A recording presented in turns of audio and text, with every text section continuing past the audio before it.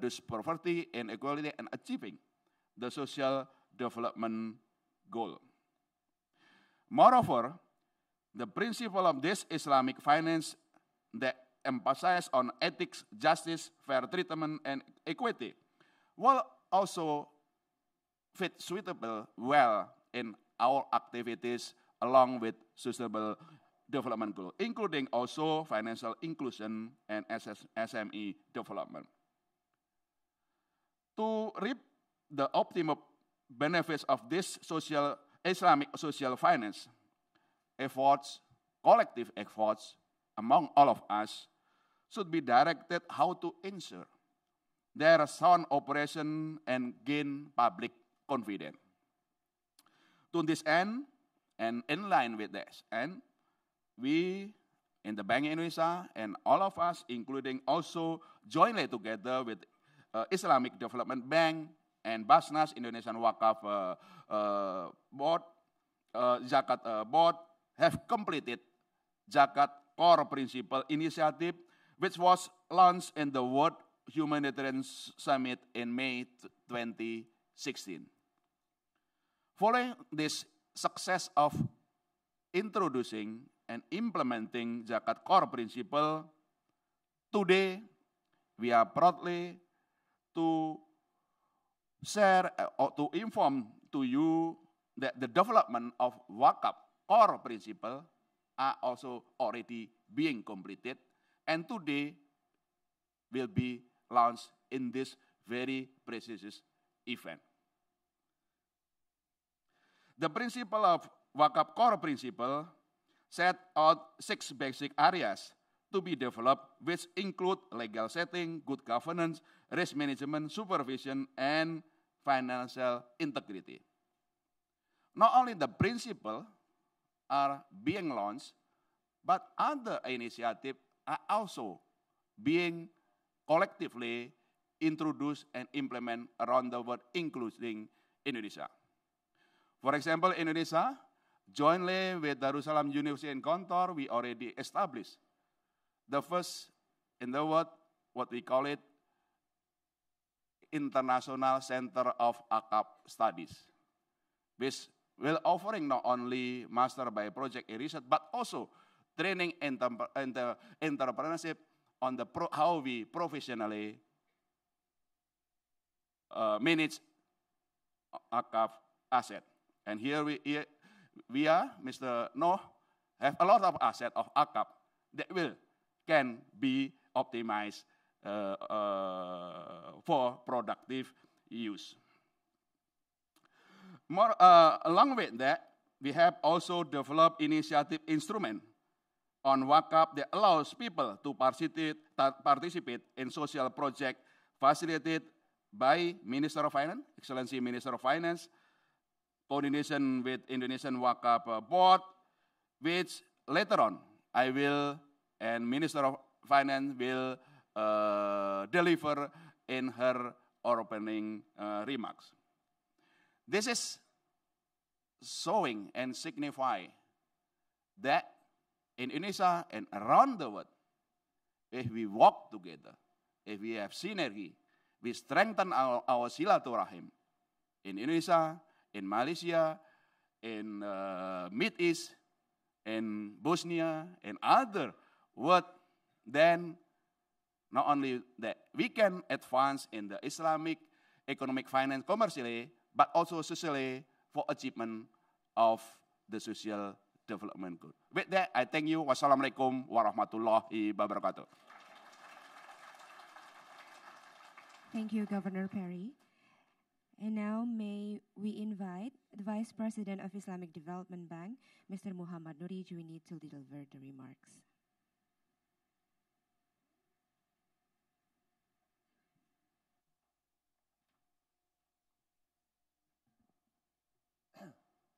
Bismillah ar-Rahman ar-Rahim. Your Excellency, Dr. Sri Maulawani Andruwati, Minister of Finance. Your Excellency, Dr. Perry Wariago, Governor of Bank Indonesia. Your Excellency, Dr. Muhammad Muhaddin, the Senior Vice President of the World Bank. Ms. Rika Mudiria, Assistant Administrator of UNDP, Excellencies, Heads of International Organizations, distinguished business representatives, ladies and gentlemen, Assalamu alaikum wa rahmatullah. On behalf of the Islamic Development Bank, I would like to express my thanks and appreciation to Bank Indonesia for inviting me to be part of this August gathering. I would like also to thank the Republic of Indonesia and its people for the very warm hospitality extended to our delegation here in Bali. As you are aware, Waqf is a voluntary permanent endowment of portion of oneself in cash or kind for charitable and social purposes. Generally speaking, Waqf comprises of assets directly endowed by philanthropists, mostly in the form of real estate, to support activities in the field of education, health, as well as other social and charitable activities. Historically, Waqf or endowment, as is been mentioned in other states or regions of the world, have been used all over the world for providing a permanent source of income to the institutions providing social services by keeping the original amount invested and using the revenue generated for fulfilling its charitable purpose. Some of the most famous endowments are the President and Fellows of Harvard College endowment with the value of more than 37 billion of US dollars in 2017, and more recently the Bill and Melinda Gates Foundation with a total asset of 52 billion of US dollars, the profit of which are used in the field of education and health. And I would like to mention that we are proud as IDB to be partner with this foundation. Traditionally, awqaf, which is the plural of waqf, had limitations, including a limited pool of donors, lack of diversification, lack of marketability and management skills, which diminished their true potential. Recognition of these issues have led to the development of modern models that address these limitations to enhance efficiencies and performance. These models are leveraged on the developments in Islamic finance and the expansion of the Islamic banking network, and among them there is this new focus on cash waqf in addition to real estate. Cash waqf is indeed an innovative type of waqf, given as cash by a person, a group, an institution, or a legal body, and donations of cash waqf can be invested in diversified assets to generate returns, which are then utilized for the social causes with the original amount is maintained. The history of cash waqf started during the 8th century, as a matter of fact. The Ottoman-era Turkey did not require a budget for the provision of basic services, as more than 35,000 private foundations were existing at the time, known as waqfs. And they funded public works projects and municipal services, from water to schools to hospitals, bridges, roads, etc. Now, mobilizing cash waqf resource is gaining prominence as a complementarity to the phenomenal growth of the Islamic banking and finance in the recent decades. However, the challenge is to get more people to subscribe to this method of sustainably supporting the poor and vulnerable populations. In this context, the government of Indonesia has promoted the concept of cash waqf-linked sukuk, which will provide support to the poor And I would like to commend the joint effort of Ministry of Finance, the Ministry of Religion, Bank of Indonesia, and Badan Waqf Indonesia in establishing an innovative funding mechanism, which is the cash waqf linked sukuk. And I would sincerely hope that this would pave the way for more breadth and depth of Islamic financial instruments in the market for the purposes of resource mobilization. The Islamic Development Bank has been supporting the development of the waqf sector through various means. We have a fund, the Awqaf Properties Investment Fund, APIF, which has financial resources of approximately 200 million of US dollars. And its mission is to mobilize resources to promote and develop the Awqaf real estate worldwide, and thus augment the IDB goals of social and economic development in member countries and other societies. As of 2017, APIF has financed 55 projects in 30 countries, having a total value of around 1.1 billion of US dollars.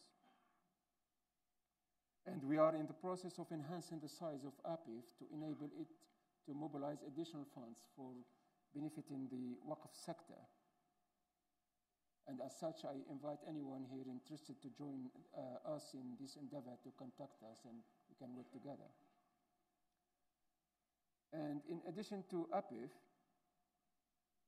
the bank undertakes research in the field of Awqaf to enhance the knowledge about this sector and disseminate this knowledge through training, seminars, conference, and publication, mainly through our research institute, IRTI. And more recently, we have approved to setting up the World Waqf Center of Excellence in Medina, Saudi Arabia. The center will carry out a number of innovative solutions, including organizing the annual the World Waqf Forum, and creating a Waqf digital platform, and establishing the World Waqf Advisory. We are also in the process of launching the cash waqf sukuk in the bank with a target of 200 million of US dollars. Maybe the most important initiative of the bank is the establishment of the Islamic Solidarity Fund for Development, which is an excellent example of cash waqf. The profits gained from investing 2.7 billion of US dollars are used for various programs and projects in many of our member countries, targeting the poor and targeting poverty alleviation.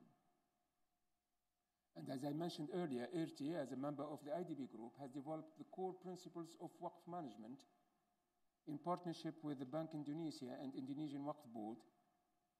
And it is a joint effort in assessing the relevance and the contemporary regulatory elements to possible Waqf management and supervisory regulation. And in order to remain flexible and globally applicable, the Waqf core principles are formulated using the proportionality concept from a broad range of Waqf institutions. The main objective is the reinforcement of sound supervisory Waqf management and a productive financial instrument for Muslim countries.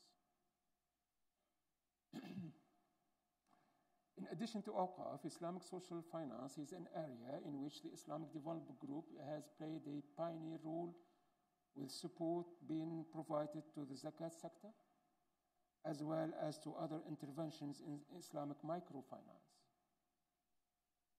And Awqaf in general is one of the Islamic finance mechanisms for providing support to global initiatives, and can be a useful tool for providing support to the Sustainable Development Goal in their different areas, whether infrastructure, social development, or innovation, education, and science. So at this occasion, I would like to again congratulate the organizers of this event and of this initiative for the commitment shown for development of Islamic social finance. And I would like to also mention or confirm the support of the Islamic Development Bank to this initiative, financially and in terms of resources, and our availability to work with our Indonesian friend closely and permanently. Thank you again, and I wish the participants and stakeholders fulfill deliberation in the coming sessions. Thank you. Thank you, Mr. Joini. Ladies and gentlemen, now may we have the honor to invite Minister of Finance, Ibu Sri Mulyani Indrawati, to deliver the remarks.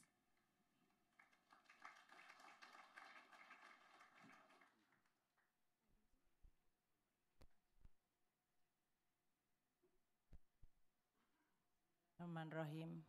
Assalamualaikum warahmatullahi wabarakatuh. Excellency Vice President of Islamic Development Bank, Pak Nuri Juni, Governor Perry, who just left, Pak Muhyiddin, Pak Nuh, and all the honorable speaker, ladies and gentlemen. It is very honor for me to be here to welcome you all at this high-level discussion on mainstreaming Islamic finance into global initiative. Early this week, we in this all event related to the annual meeting of the IMF and World Bank, we have a joint event with the Islamic Development Bank to discuss about the Islamic finance related to the infrastructure. And today we have this event related to the launching of Wakaf core principle and launching Khas Wakaf Link Sukuk. I think these two events mark the most important that the Sharia-based finance is growing important in addressing the issue of development. So we welcome and also continue support this initiative. As you all know that in the last decade, Islamic finance has been one of the fastest growing segment of the global financial industries.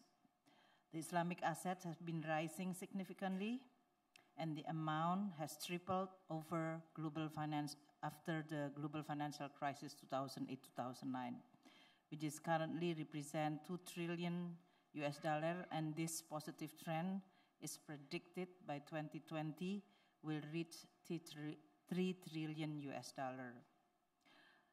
However, we are all also cognizant that the global crisis and the global risks remain. Even during the last 1 week, all the discussion on all occasions from all policymakers reminding us that the global risk is still very, very high that can actually creating a problem globally. So we have to be still continue vigilant. And if the global risk materialize, for example, like the trade war, then we are all know that it is affected the global growth, but also it will affect the well-being of people in the world. It can also suppress the growth of the Islamic finance industry. That's why we need to consider strategic step in order for us to be able to continue withstand and be more resilient and tackle a challenge including coordination among stakeholders and improving more education, financial literacy, increasing innovation, and deepening the penetration within each market.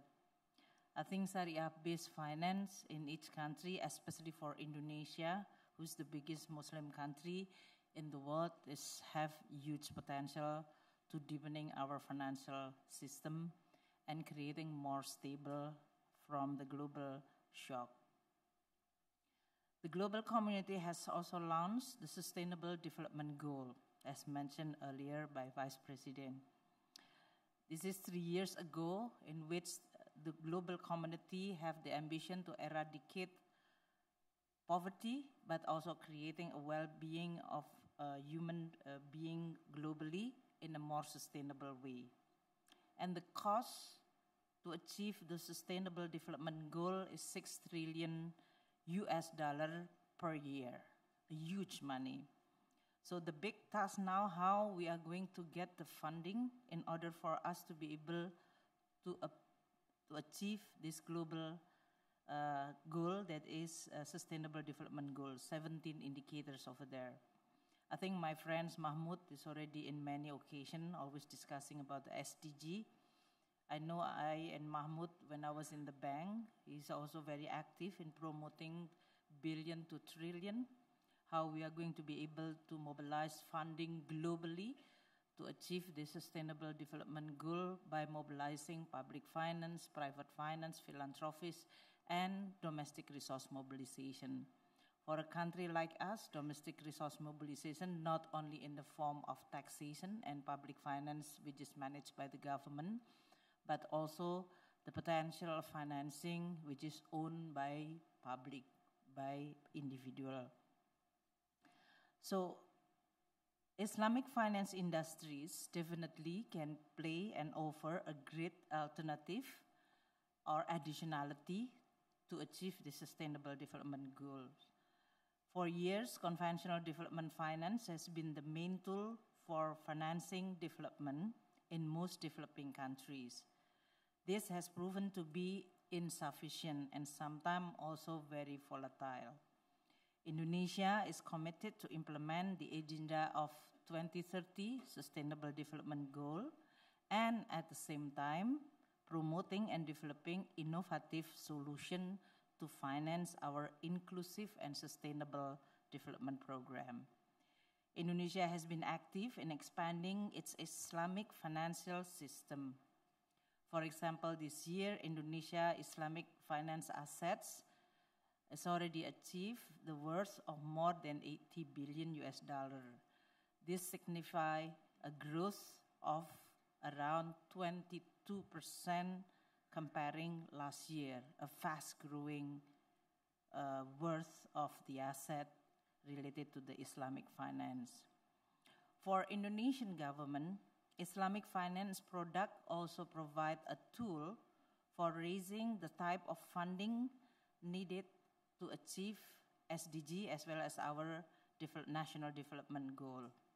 Its basic framework such as asset-backed investment, ethical, participatory, risk-sharing, and good governance are in line with the SDG character. As also market develop, a smoother flow of global and domestic capital will form to meet the financing need and contribute to greater economic activity.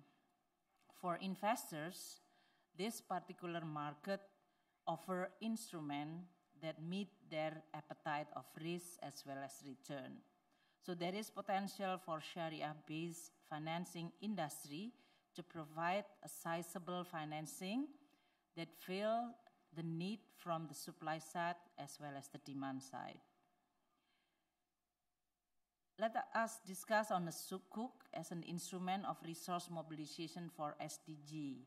I know that today focus on Wakaf, but also Wakaf Sukuk. I want to put it in the bigger frame of what the government of Indonesia is doing in achieving SDG by using instrument Sukuk to mobilize resource. All you know that Indonesia Sukuk has been a key instrument in the development of the Islamic financing industry. As a financing and investment instrument, the principle of Sukuk highlight the basic relationship between the financial sector and the real sector, and also attracted both government and private sector. In 2017, global Sukuk market registered 45.3% growth, very, very high growth. If you compare with the global economic environment, which is very sluggish. The total issuance amounted 97.9 billion US dollar. And if you look at the last decade, Sukuk also has been experiencing exceptional growth and demand. In 2018, the gap between demand and supply is approximately 178 billion US dollar. And in 2021, the gap is predicted to even grow larger, that is 271 billion. So a huge space for us to tap. I would like to share Indonesia's own experience on how we utilize this growing demand, but also how we use this opportunity to financing in a sustainable and prudent way by utilizing Sukuk to promote and support our national and global development agenda. The sovereign Sukuk has enabled us to diversify our state budget financing sources. I remember around 12 years ago, I was initiating the legislation and the first time in the history of Indonesia to launch sovereign Sukuk. Even at that time, we identify all government assets as an underlying, and we need to create a lot of educations reaching out stakeholder, including parliamentary member, because they actually want to know what is Sukuk and to finance the development. And then at that time, they actually afraid that their underlying asset can be confiscated in the case of inability to pay the debt. So a lot of education still needed, even until today. I must say, when we want to add more asset as an underlying, we really need to educate again and explain to many of stakeholders. But today, the development has been accelerated. We use this to accelerate infrastructure development, improving public services, and as well as provide opportunity for the society to participate in our development. In Indonesia, 93% of our Islamic finance asset has benefited largely from the Indonesian Islamic capital market, including government Sukuk issuance. Indonesia also one of the leading sovereign Sukuk issuer in the world. Total issuance has already reached 906.1 trillion rupiah. Indonesia has been using retail Sukuk not only to diversify source of financing, but also to promote inclusiveness. Indonesia also issue project financing Sukuk that is especially dedicated to finance the development of the basic infrastructure. In this case, it's much easier for the financier to link their contribution or participation with the project. Currently, our total sovereign Sukuk is around 17% of total government bond portfolio. And last February, we have issued 1.25 billion US dollar, 5 years green sovereign Sukuk, alongside with 1.75 billion US dollar, 10-year green Sukuk. The green Wakala Sukuk, this is marked the first green bond, the biggest in the world. And this is the Indonesia achievement mark that we link the green and the Sharia-based financing globally. From many of the discussion that we have with the potential investor, the perception as well as the appetite is very, very high. So we really welcome the successful issuance of this. I can say that Sukuk has played a significant role in achieving our Indonesian development program as well as Indonesia SDG. Just recently, last week, we also launched a new initiative. We call it SDG Indonesia One. This is again providing a platform, integrated platform that blend the financing from grant and private investment with our public finance. This platform facilitates partnership between government and various types of donor, investors, as well as philanthropists to achieve the SDG. Among priorities that targeted by SDG Indonesia One is the area of health, education, renewable energy, and urban infrastructure. And this is exactly why it is fit with what we are discussing today on the Wakaf link Sukuk, especially for the social infrastructure. So Ladies and gentlemen, distinguished guests, with the launching of Cash Wakaf Link Sukuk, we actually really welcome this initiative by Bank Indonesia, our central bank, which worked together with Islamic Development Bank in developing Zakat core principle and Wakaf core principle. Wakaf, or Islamic endowment, as mentioned by two previous speakers, is a virtuous act which not only serves as a philanthropic tools, but also hold a great potential for economic development. Hopefully, this principle will provide guidance for zakat and wakaf management and their further development in the future. There is definitely need to explore a viable and cost-effective source of funding that ensure public trust and public participation. We have developed the Cash Wakaf Link Sukuk scheme that allow philanthropic institutions, including Wakaf Fund institution, to invest the Wakaf money in a safe and risk-free investment instrument through private placement. For the government of Indonesia, the Wakaf Link Sukuk is an alternative and inexpensive source of funding. And for investors, a special Sukuk will be designed for Wakaf institution in accordance with investment need. The integration of Sukuk and Wakaf is an interesting innovation in Islamic finance. Sukuk has the potential to be an instrument for mobilizing fund, as I already explained earlier.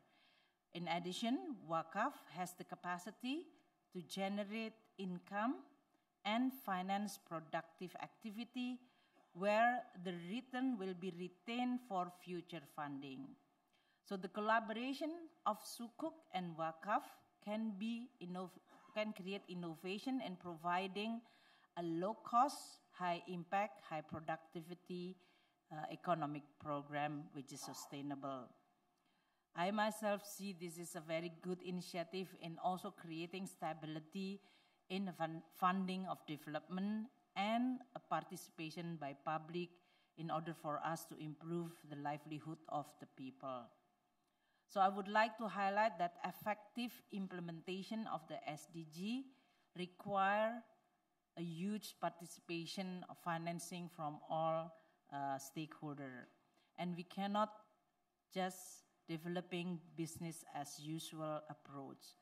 Those innovative programs, such as what we launched today, is the most important in participating all of us, all countries in the world, to try to achieve a noble goal that is a prosperity for all human beings. To close my keynote, allow me to re-emphasize my appreciation to the Islamic Development Bank and all the team, and also Bank Indonesia, Bappenas, and other stakeholders who continue have a strong commitment to develop the Islamic finance in order for us to create a more sustainable and stable financing for development. I look forward to having a full exchange of view with all of you during this seminar. Thank you so much and have a wonderful, productive discussion.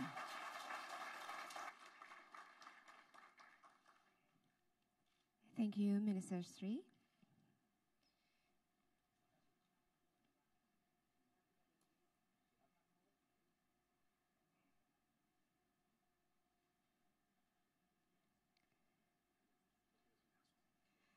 Ladies and gentlemen, to signify the launch of International Wakaf Core Principle and Cash Wakaf Link Sukuk, let's take a look at the short video of Islamic social sector. Modernization is a continuous and open-ended process. Every nation is moving forward, doing their best to achieve the idealistic state of development, progress, and prosperity. However, not every effort is a smooth success story. Behind the progress of civilization, humanity always rears its ugly head in form of challenge in public health, education, or poverty. Conflicts in the Middle East, Africa, and Asia leaves a lot of suffering among the victims, the pain that leaves scars shared by our fellow Muslims. These tragedies of humanity encourage all countries, the United Nations, and the World Bank to unite, to commit, and to act against all forms of poverty and injustice. All eyes are on those who suffer and try to wipe out their sorrow. The United Nations and World Bank have implemented a lot of programs to reduce this injustice. But the inequality of welfare distribution is still not fully overcome. Better synergy with more parties must be done for maximum results. This benevolent goal is aligned with Islamic principle, which always focus on humanity. History shows that since its early days, Islam has special attention to humanize marginalized communities. In the golden era of Islam, Waqaf became an economic pillar of Islamic dynasties. With professional Waqaf management, the dynasties were able to prosper the people. Waqaf was managed and distributed not only for the poor, but also for building schools, libraries, and giving scholarships. Islam has carried out economic practices in a way that its commercial and social functions can support one another to achieve social justice. Islam regulates the social economy on the principles of zakat and waqaf. The principles give productive rights to the people in need. In the absence of properly designed framework for Islamic social finance at present time, waqaf and zakat in most cases have been poorly managed, and as a consequence, public perceive the system having lack of accountability. Therefore, several areas need to be improved, particularly in the operational governance and supervision. Taking those conditions into account, Indonesia, Islamic Development Bank, and other organizations of Islamic cooperation members have embarked in a joint initiative to provide zakat and waqaf management which is accountable and sustainable. In the long run, waqaf sector has a huge potential to enhance the low-income households to gain their operational competitiveness. From this point forward, Waqaf Core Principle or WCP is launched as the main reference for global waqaf management, particularly to improve operational efficiency, risk management, governance and supervision quality to ensure the optimum waqaf benefit to be utilized for the greater goods. Deployment of effective instrument is important to create a good environment for waqaf operations. Today, we will also witness the launch of the Waqaf Linked Sukuk or WLS, an innovative product to foster Islamic development by integrating social sector, capital market and government sector. This product is made possible with the support from the investors. With the presence of this instrument, community members along with the government can allocate resources to support greater community with social-based assets and accessible funds to minimize economic disparity. We are walking towards a bright dawn of prosperous Islam economic and finance where every individual has an equal opportunity to achieve their dream. A dream which gives everyone power to develop and to create better future by caring to each other. Equipped with professionalism, governance, innovation, and with the help of God, inshallah, we will prevail.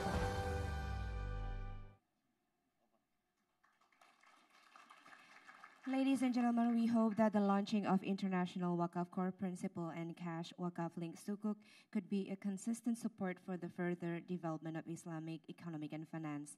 Also, continuous and innovative development of the Islamic financial market, which is capable to integrating multiple sectors, including SDGs.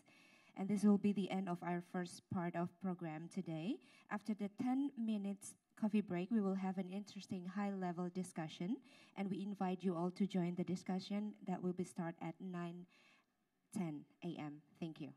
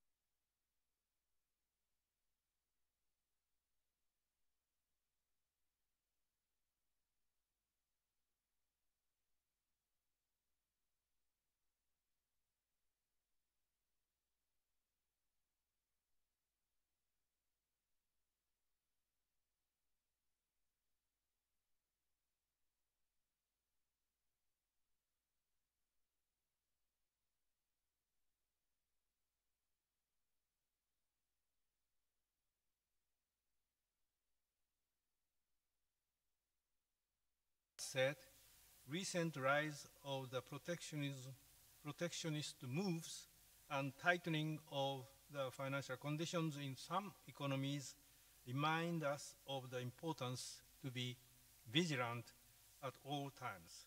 In this regard, I would like to provide my observations for achieving strong and sustainable growth of the global economy. First, we should pay more attention to the protectionist moves.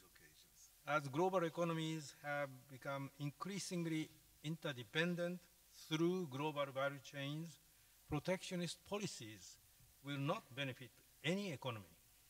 If trade tensions are prolonged or intensified further, adverse effects on the real economy and financial markets could increase not only through trade activity itself, but also through deterioration in households and firms' sentiment.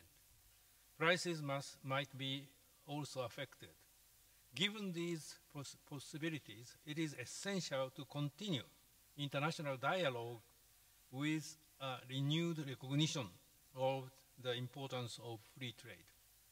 Second, we should continue to be mindful of the developments in global financial markets. At the moment, severe financial stress has been limited to certain vulnerable economies. Advanced economies are conducting their policies prudently, and many emerging economies, while supported by solid fundamentals, are taking necessary measures to safeguard against external pressures. However, more attention is being directed to financial vulnerability of the economies that have accumulated substantial amount of debt. Political risks, including the possible impact from the rise of trade tensions and sudden changes in political environment, are coming to the forefront as well. Under these circumstances, policymakers should put every effort in maintaining a favorable macroeconomic environment through sound and credible policies. Third, wage growth and inflation have more or less remained subdued relative to the economic expansion and tight labor market, particularly in advanced economies.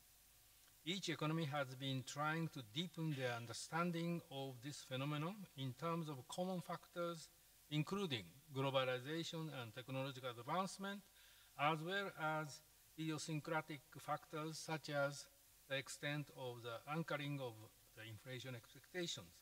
Central banks should further analyze these issues and clearly communicate to the public their understanding and judgment behind their policy conduct. Fourth, from a longer-term perspective, we need to address the issue of declining potential growth reflecting a decrease in productivity growth and demographic changes. Key policies would be to increase labor participation and also to raise productivity by utilizing rapidly advancing digital technologies.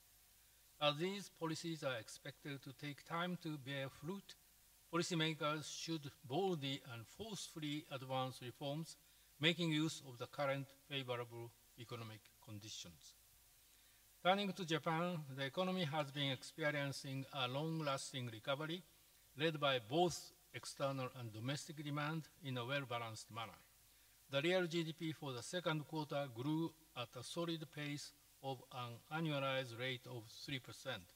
Corporate profits have been making record highs, and investment have been increasing. The labor market has been close to full employment, with the recent unemployment rate being 2.4%.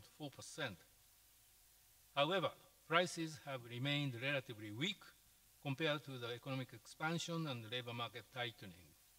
The August figure for CPI, excluding fresh food, was 0.9%, and if you exclude energy items, then inflation rate was merely 0.4%. Firms are cautious about raising prices, while households are still reluctant to accept price increases. It is taking longer than previously expected to change this mindset, embedded in the Japanese economy after experiencing prolonged low growth and deflation period. In addition, in response to serious labor shortages, firms have been undertaking labor-saving investment and streamlining their business processes to increase productivity instead of raising prices. Judging that it would take longer than previously anticipated to achieve the 2% target, last July, the Bank of Japan decided to strengthen its policy framework, including the following two measures to continue with monetary easing for a longer time. First, the bank introduced a new forward guidance for policy rates and has committed to maintain the current extremely low levels of interest rates for an extended period of time, taking into account of uncertainties regarding economic activities and prices, including the effect of the consumption tax hike scheduled for October 2019. Second, the bank adopted a more flexible market operation framework to enhance the sustainability of the policy while maintaining market functioning.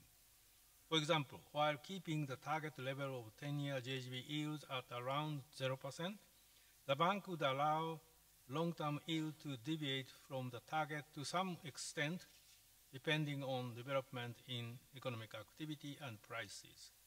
The aim of these policy measures is to strengthen the sustainability of the current monetary easing while addressing the side effects such as a decline in market functioning. The enhanced sustainability would strengthen the effect of monetary easing as a whole. Taking account of developments in economic activity and prices as well as financial conditions, the bank will continue conducting monetary policy in an appropriate manner so that the momentum toward achieving 2% inflation will be maintained and the economy will grow in a balanced manner with price stability. Let me stop here. Thank you very much, Kuroda-san. Governor Yikang. Okay. Thank you. It's my pleasure to be here. Let me use my 10 minutes. First 5 minutes, I will discuss a little bit about Chinese economy, and the second 5 minutes, I will discuss a little bit about trade tensions. For Chinese economy, I think it's fairly stable. We are going to have the growth target for this year. Basically realistic. I think we can achieve our growth target this year. GDP growth rate will be around 6.5%, maybe a little bit higher.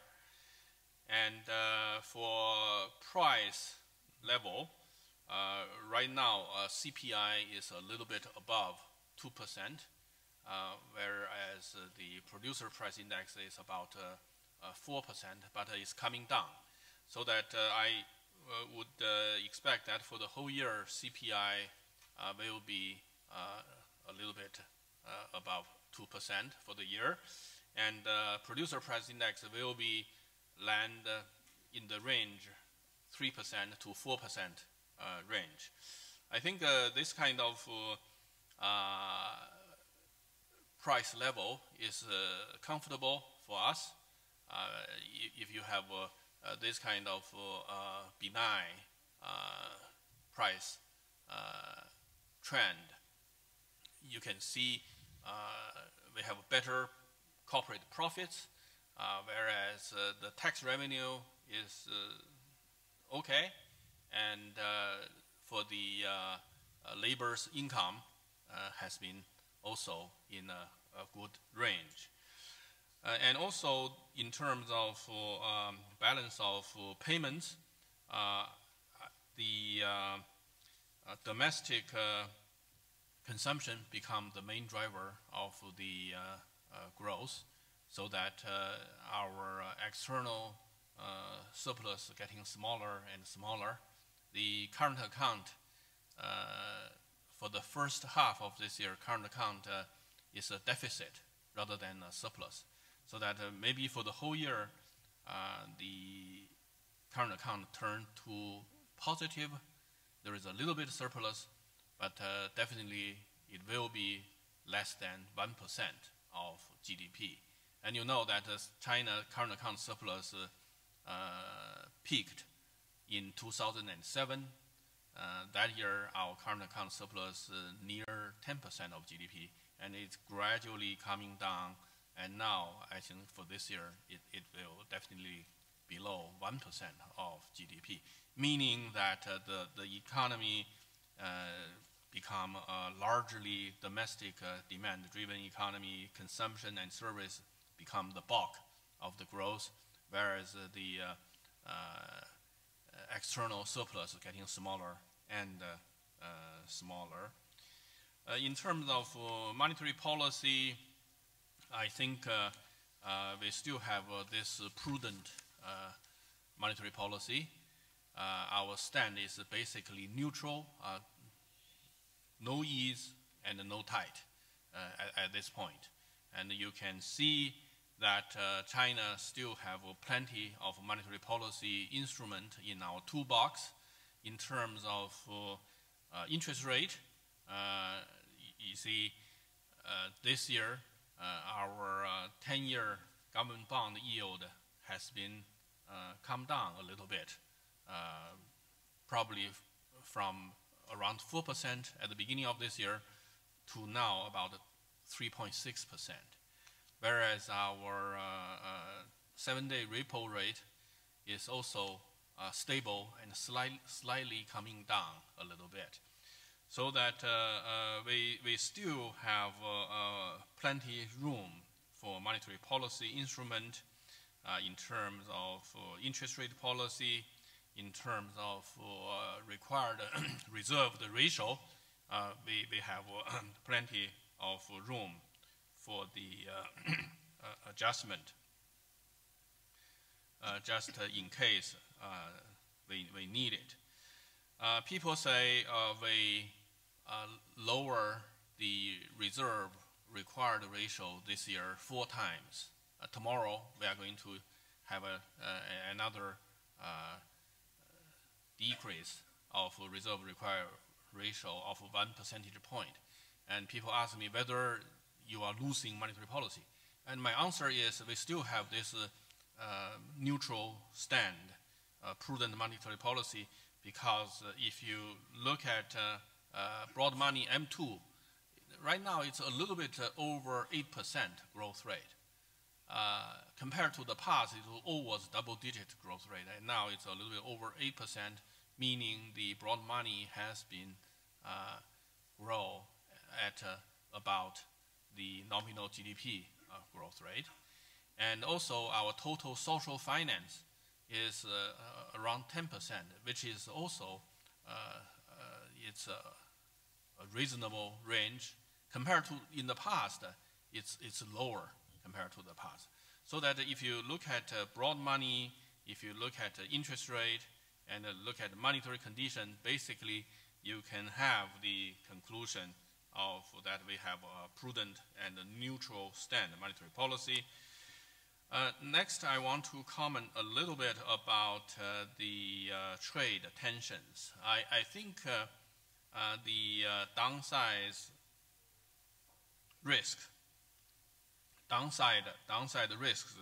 from trade tension are significant. In the past few days, IMF present their model and predict what would be the losses for the trade tension for the major trade countries and also for the global economy. I think I'm pretty much agree with IMF's prediction, and our model of prediction is pretty much consistent with the IMF outcome. I think the trade tension has been a problem because it caused negative expectations. It creates uncertainties so that people are nervous. There are tremendous uncertainties ahead of us. So that's probably the market doesn't like it, this kind of uncertainty. And in terms of the impact to China, you know, the exporting structure for China, foreign funded enterprises have a large share of exporting, about 45%, say.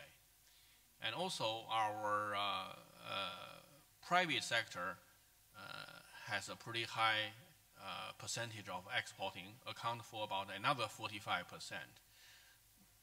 SOE export 10%. So that if you look at the structure of China's export, foreign funded enterprises account for 45%, private companies 45%, and SOE about 10%. And you can see that if we have a trade tension and a tariff, what would be the impact on the structure-wise to the Chinese economy. And also, I think there are a lot of points that we should look forward. Like in the past decade, U.S. trade in service has been grow very rapidly to China. And also U.S. has a trade in service sector surplus with China. And in the past decade, this surplus grow at about 20% a year. Right now, U.S. has $40 billion a year trade service surplus with China. And also, you know, China, we have an education deficit with the United States. There are many Chinese students studying in the United States, and they pay tuition and the living expenses. That's a huge amount flowing to U.S. The other number that is not in U.S.-China trade statistics is the U.S. company subsidiaries sale in China. So those subsidiaries produce in China and sell in China, and that is a very large number. According to BEA statistics, this is U.S. data. U.S. company subsidiary sale in China in 2015 is about 220 billion US dollar goods and service in China. So that this number not included in our trade number. If you think about the GM sale in China and the GE sale in China and also Apple sale in China, you can understand why this number is so large. And also people talking about the intellectual property rights. And last year we pay intellectual property fee. Last year we paid something like 29 billion US dollar to the world. And I think a large percentage go to United States for the intellectual property right fee. That's about the structure, and I think we will speed up our reform and open door policy, and we are going to strengthening intellectual property right protection, and we will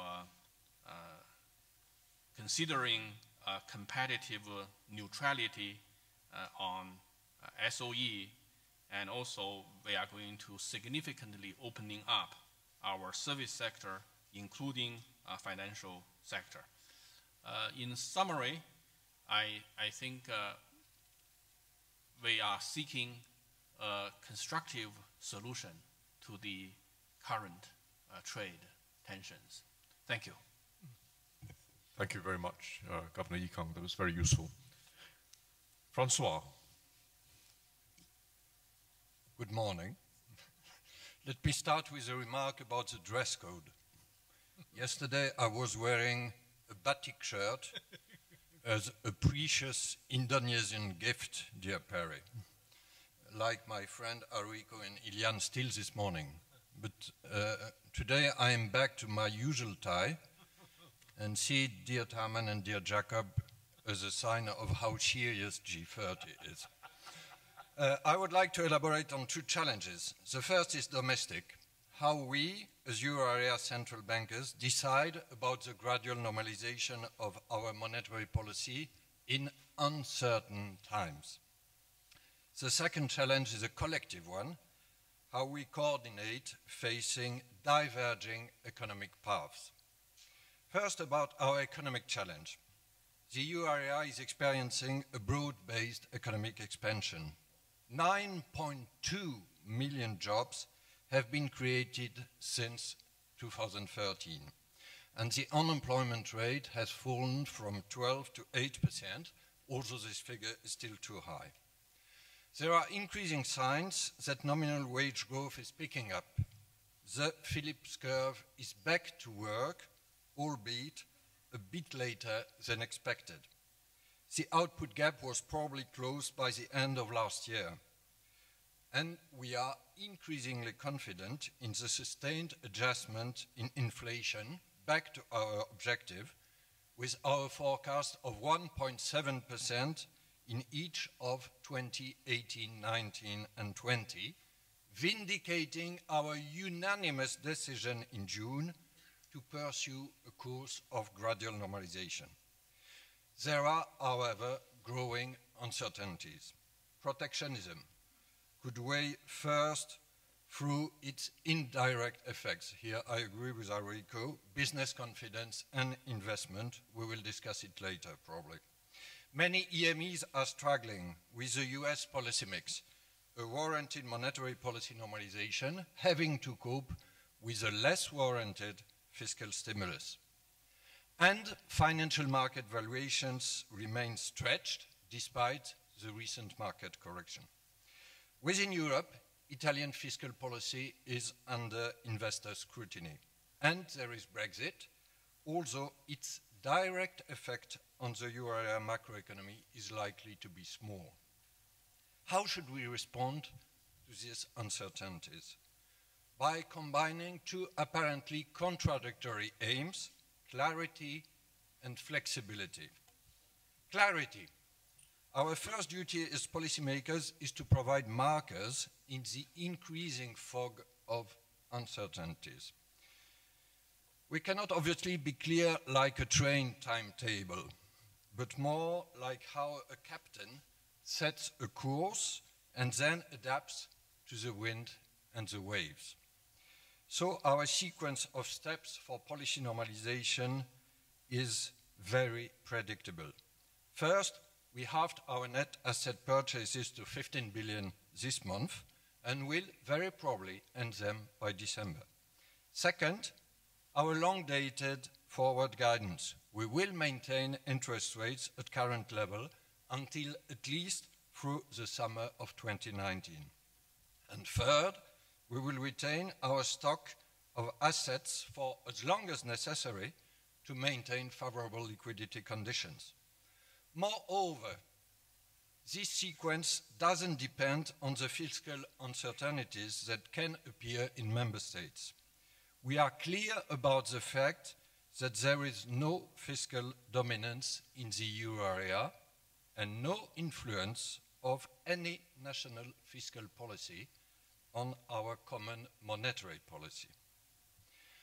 Flexibility. Our sequence is clear, but our implementation is flexible and state-dependent. We have included several options, be it on the precise timing of the first increase in interest rates and the path of policy rates thereafter, or on the pace of our reinvestments. On these 2 points, we should clearly keep our options open. Here, I wouldn't see any value in trading off our flexibility tomorrow against more clarity today. In the face of uncertainty, one often hears reference to the celebrated Brainerd conservatism principle as reinterpreted by Alan Blinder. This is not, as the impression is sometimes given, a general warning to move cautiously when the world is uncertain. The Brainerd principle says only that you should move cautiously if you are uncertain about the effect of your policy instrument on your objective. But we should go beyond a static view of Brainerd's principle, which focuses, this is Brainerd principle, which focuses on one single small step. A dynamic view would include the time dimension and consider how to manage and communicate a sequence of incremental steps in plural. I come to our collective challenge, facing divergence, how to combine independence and cooperation.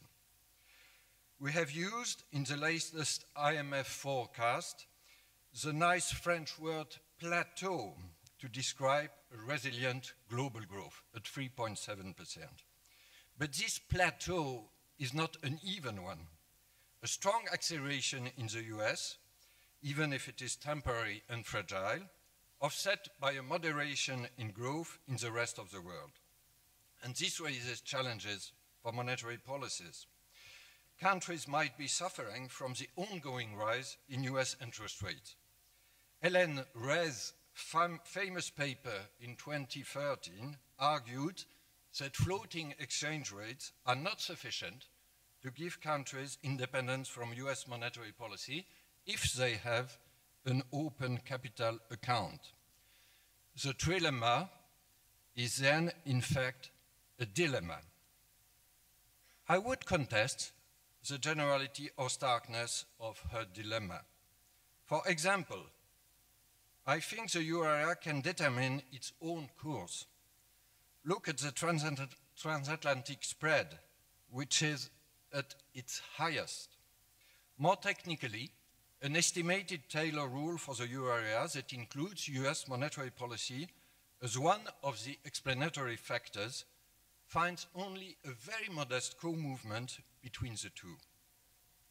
Countries, instead, seem to be arranged along a continuum, with some exhibiting total independence at one hand, to those with exchange rate pegged to the US dollar at the other.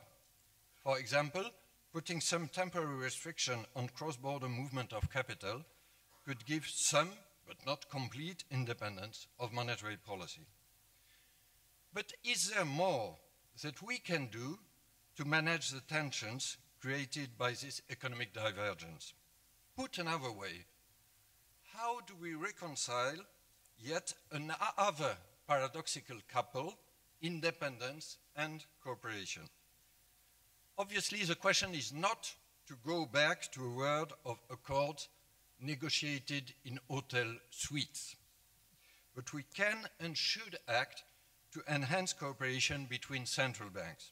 Such cooperation includes 4 elements, at least, to finish with. Mutual predictability of policy making. We will achieve the closest to a cooperative solution if we avoid large surprises and cultivate candid dialogue between policymakers. While trade multilateralism is at risk, monetary and financial multilateralism stands fast, fortunately. Second, we rule out any currency war, as clearly stated in our unanimous Bali communiqué. I quote, "We will not target our exchange rates for competitive purposes."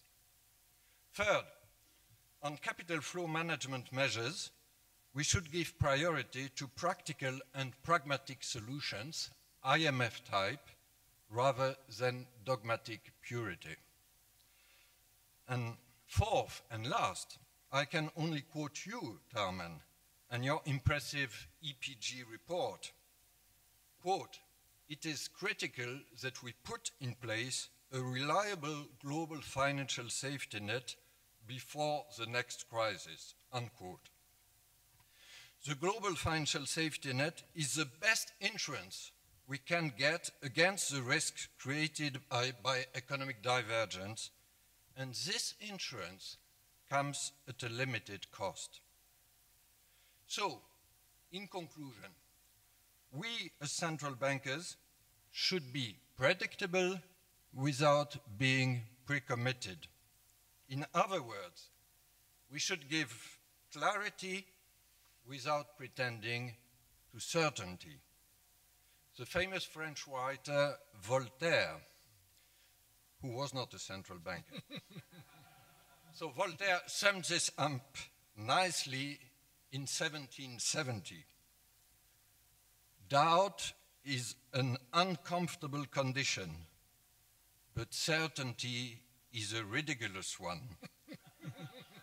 In these times of doubt, the Governing Council of the ECB is committed to give as much clarity as possible. Clarity, not certainty, which is neither possible nor desirable. Thank you.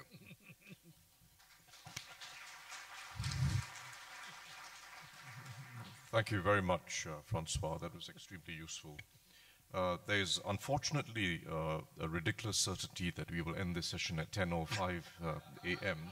So as I turn to Governor Ilan, I would say Governor Ilan's intervention is extremely important because he comes from a country that is facing a very unique set of circumstances, both external and especially domestic. But we'll keep it crisp and give time for the audience to respond. Governor Ilan, please. Thank you very much. I will first start thanking the invitation. I'm glad to be here. I will talk a little bit about the general emerging market context, and then I'll speak a little bit about Brazil. The global economy continues to grow, but the outlook became more challenging, especially to emerging markets. I will say there are basically two main forces that lead to this more challenging environment. First, the monetary policy normalization in the US. I will say that I think emerging markets should not complain about normalization. We have faced in the past cycles, easing, tightening, easing, tightening. It should be part of our landscape. Now that monetary policy is normalizing, we should understand that the word normalizing has normal in it. It is better to normalize than to have a sudden stop in the future. What makes this time different is that in this tightening moment, we have other relevant uncertainties. Trade conflicts, trade tensions add up to the tightening. And this leads to more uncertainty, and this type of tensions are not the natural landscape. The consequence for emerging markets is well known. You get capital outflows, the dollar strengthens, you have financial tightening. Maybe in a moment you need, maybe in a moment you don't need, but you get more financial tightening. It is a common shock to all emerging markets, but the impact on each economy depends on its fundamentals, its buffers, factors like do you have a current account deficit, do you have debt in external currency, do you have buffers like reserves, is your fiscal and monetary policy have space, is inflation low, do you have a consistent framework, inflation targeting, floating exchange regime, is your central bank de facto independence? All of these affect how much the global common shock feed through your economy. What to do with this? Well, in terms of defense, I would say that the emerging markets defense starts at the domestic front. Keep your regime, keep it simple, inflation targeting, look at inflation. Keep your first line of defense, which is the flexible exchange rate. If you do have reserves, that's also a plus. Monetary policy should look at inflation. You should continue, and this is the case where for Brazil is important. If you do need to have reforms, fiscal reforms, or other type of reforms that increase productivity, you should not stop, you should continue doing them. Let me use my last minutes talking about Brazil. Where is Brazil now? Brazil has recovered from recession. It was growing at a gradual 2.5%. This year, given the uncertainties both globally and domestically because of the election, growth has fallen to around 1.5%. So 2.5% was the recovery, relatively slow. It has gone to 1.5%. It's the sixth consecutive quarterly growth, which means that the recovery is consistent, albeit low. Credit growth for households is around between 7 and 8%, which is quite healthy for the case of Brazil. Inflation is well anchored. The 12-month inflation is now at 4.5%, which is exactly the target. When you look at the inflation in the future, you had all the inflation forecast at exactly the government's target. So I will say that from the point of view of activity and inflation, things are okay, although not great. In terms of buffers, Brazil is an economy with a balanced, almost a balanced current account, with an FDI that's running at 3.6% of GDP, so it's easily financed, this almost balanced current account. Reserves at around 20% of GDP. Its public debt is held mostly domestically, 90%, 10% is abroad, and the financial system is pretty resilient. What is the problem then? The problem is that you do need to consolidate the fiscal. For that, you approve the reform, which was a domestic cap on spending, and this domestic spending cap needs a pension reform, and a pension reform is something usually not easy to pass. In the case of Brazil, you have an election, and you need to see if the new government is able to pass the reforms. Finally, I would like to talk about monetary policy.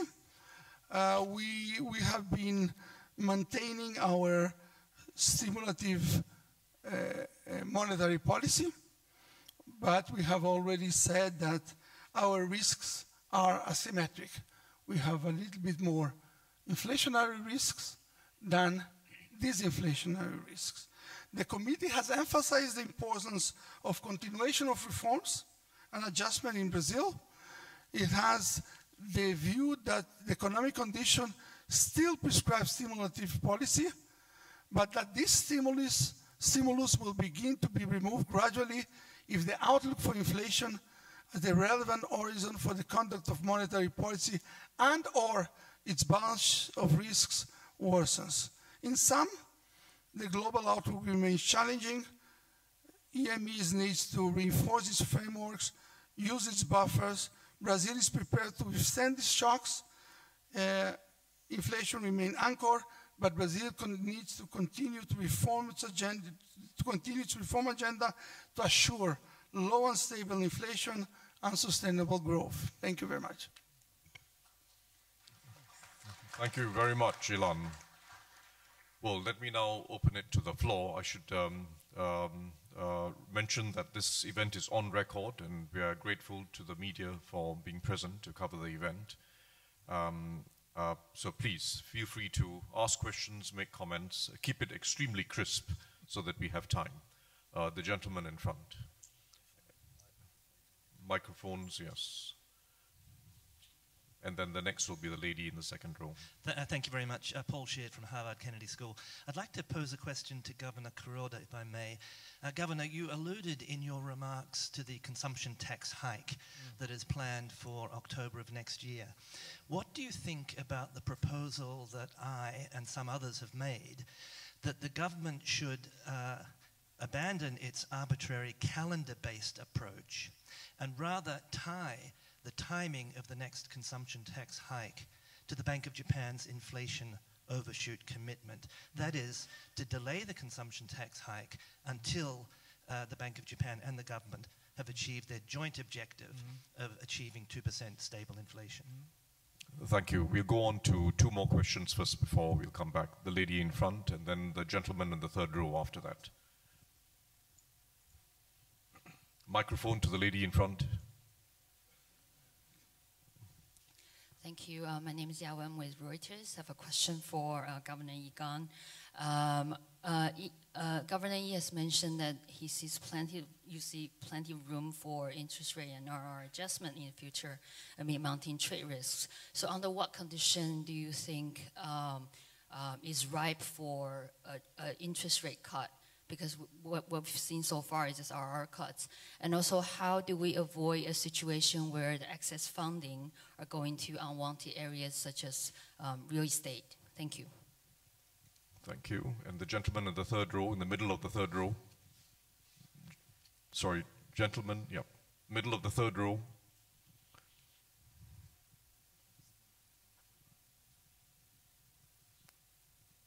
Thank you. Ricardo Leopoldo. Agência Estado from Brazil. To Mr. Gang, I'd like to ask you, you said that China seek structural agreements or solutions for the trade tensions. But how confident are you about this at this time?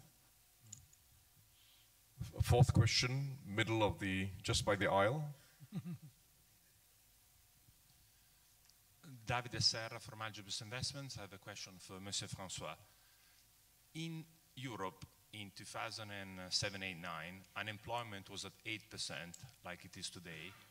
Core inflation was about 1.5%, like it is today. Back then, interest rates were at 3%, today minus 40 basis points. Within your metaphor between doubt and certainty, can you be so certain that keeping rates at minus 40 basis points is the right choice? Thank you. We'll come back to the panel now. Governor Kuroda. Yes. Thank you for raising this question. Now, of course, this is a fiscal policy issue to be decided by the government and the parliament. But from my perspective, I can say a few things. One, this time, 2% consumption tax increase with all foodstuff exempt from tax increase.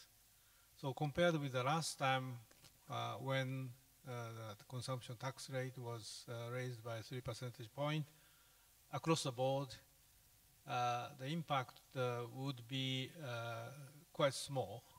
And on top of that, the government has indicated that it would increase child support as well as higher education support at the same time.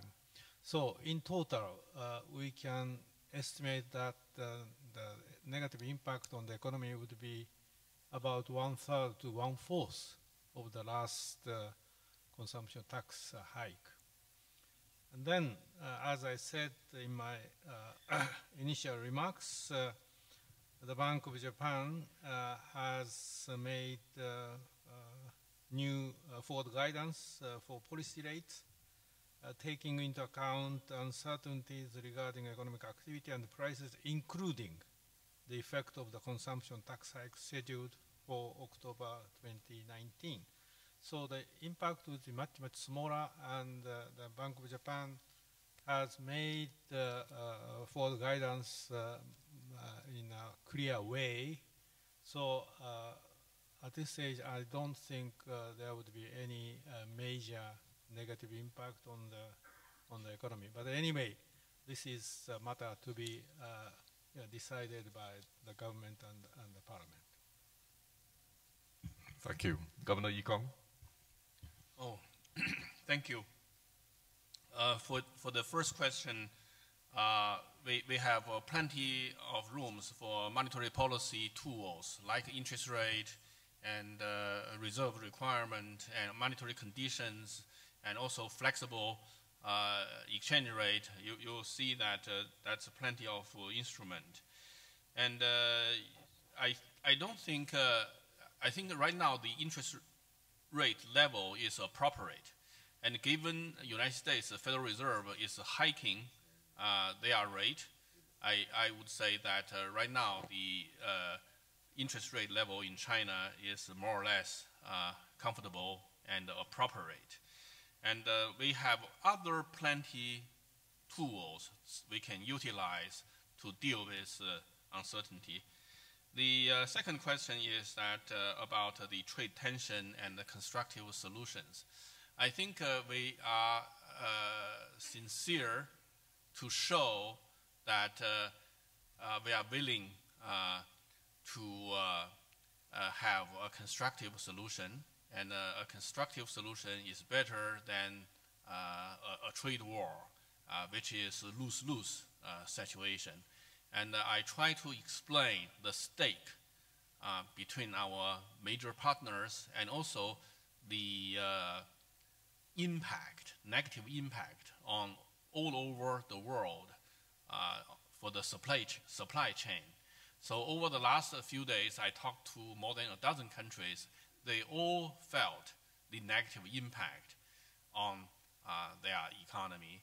So that I think we have to realize the significant negative impact of the trade tension, so that the whole world should work together and to seek a constructive solution.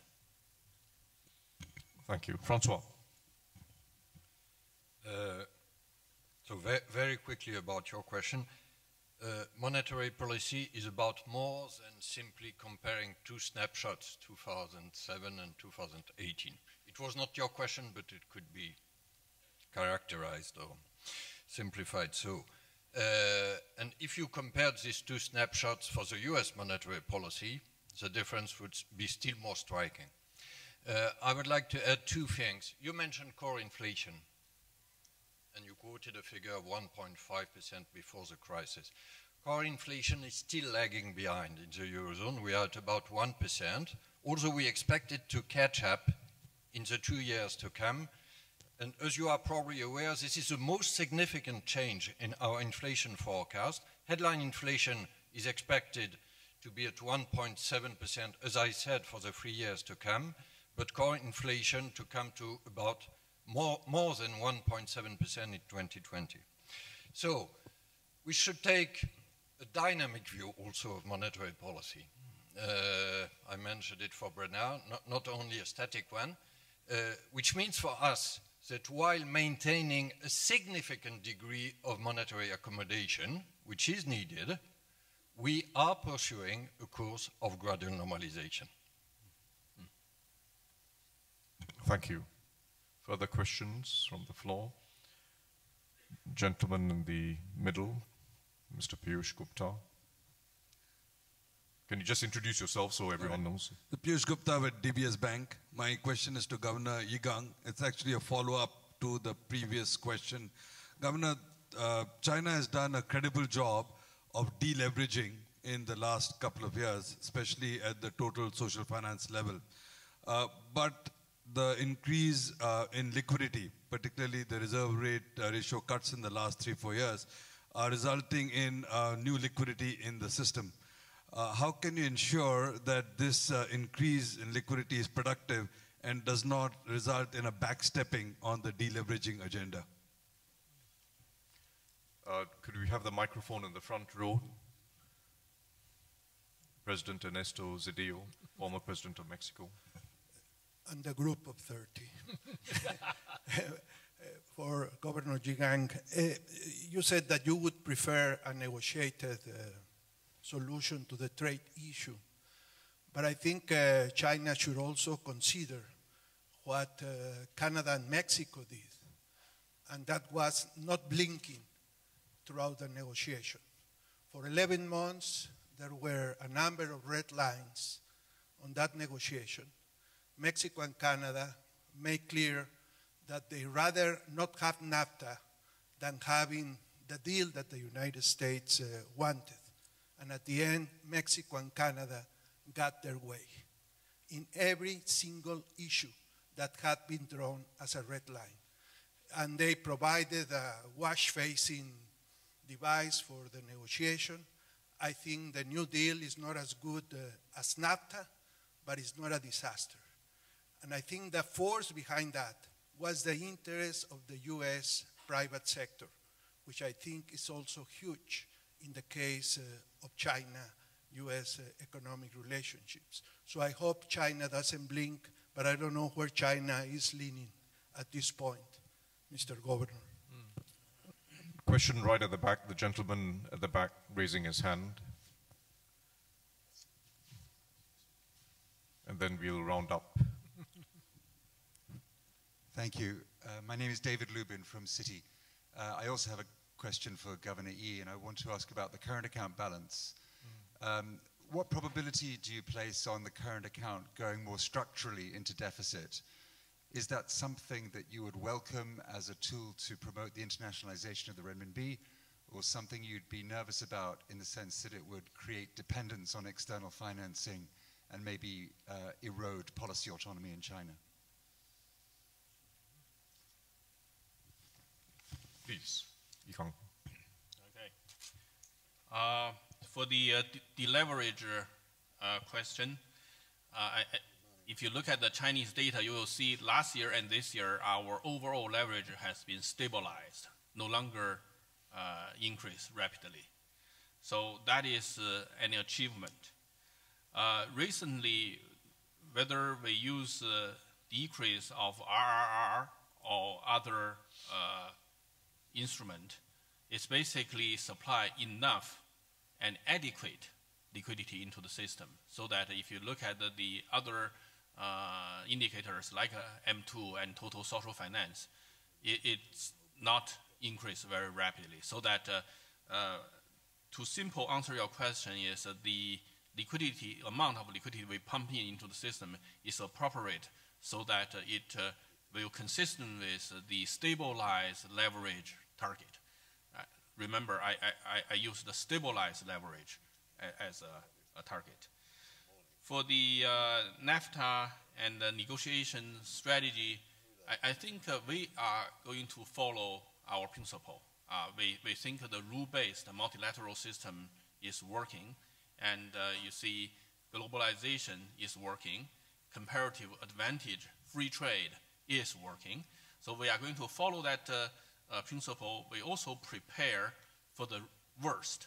And you see a lot of people in China now planning for this trade tension become a prolonged situation. But you see, even we prepared, but we have a very sincere will that we should seek a constructive solution, not only for us, but also for our neighbors and the supply chain and for the world. The last question is about current account balance. I think that current account being more or less balanced is a good situation. We are not pursuing current account surplus. And I think at this stage, cross-border capital flow has been pretty normal. And you see, given that MSCI index and also FTSE Russell index, including China, fixed income and equity, so that people start to allocate some of the assets into renminbi. And for the renminbi internationalization, I think it should be a market-driven process. I do not have a particular policy to promote renminbi internationalization. Rather, I would like to see the market choice and the level of playing field, and so that the market should choose the best currency they want. Thank you. Thank you. Francois, in your opening remarks, you had touched very briefly on protectionism. We'd like to just say a little more about how monetary policy responds to trade frictions. Can I add two short remarks about protectionism?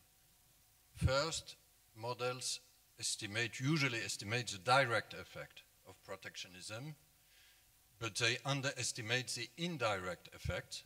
If I can mention three of them: diminishing business confidence, and so diminishing investment; rising risk premium, and so rising cost of capital; and third, many transitory effects on the destabilization of supply chains.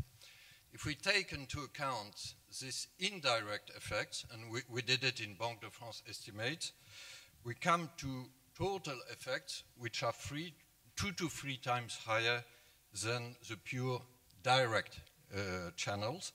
And this increase in uncertainty can produce front-loaded negative effects. We saw it in Britain with Brexit, even before the effective implementation of protectionist measures. Second remark about monetary policy, and this was your point, Tarman. Protectionism is more of a negative supply shock with stagflationary effect. As such, it cannot and should not be accommodated by monetary policies. Thank you very much. Governor Ilan Golfine, can I give you the final word? In 30 seconds, what would be your message to the markets, given the confluence of events and the prospects that you're facing? I think 30 seconds, serenity. Well, in that case, make it 1 minute. I think that Brazil and other emerging markets have enough buffers. They have evolved in the last several years. They have improved their fundamentals. Each one has its idiosyncrasy. In the case of Brazil, we do need to continue the reforms after the election. I will just finish on the trade conflict that most of you ask. I do believe that the indirect effects are very important, as Francois mentioned. Brazil is relatively closed. Some people say we can benefit from diversion in the soybeans, but my take is nobody will benefit from the tensions. The indirect effect is generating uncertainty, and this is dominating everything. Thank you. Thank you. Well, that's been the consistent message from all four of you, and I think it's an extremely one coming at this point in time. I'd like to thank Governor Golfine, Governor Villeroy, Governor Yikang, and Governor Kuroda for your forthright remarks. Thank you very much, and we'll end our first session here. I'd like to tell the audience we do not have breaks between our sessions. Please remain where you are. If there are urgent liquidity needs, either inflow or outflow, please do it during the sessions individually. There's no break. So we move on now to our second session. Thank you.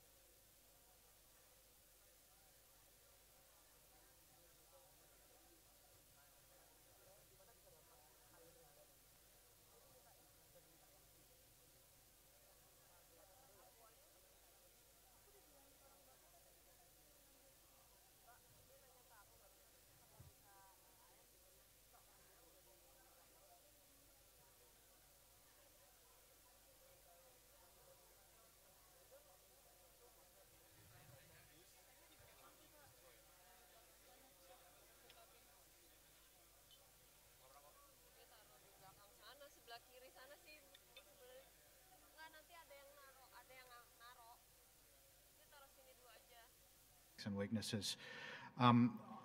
The impact investing platform, helping to link different investors to SDG-aligned projects. And we work with many different development banks doing so.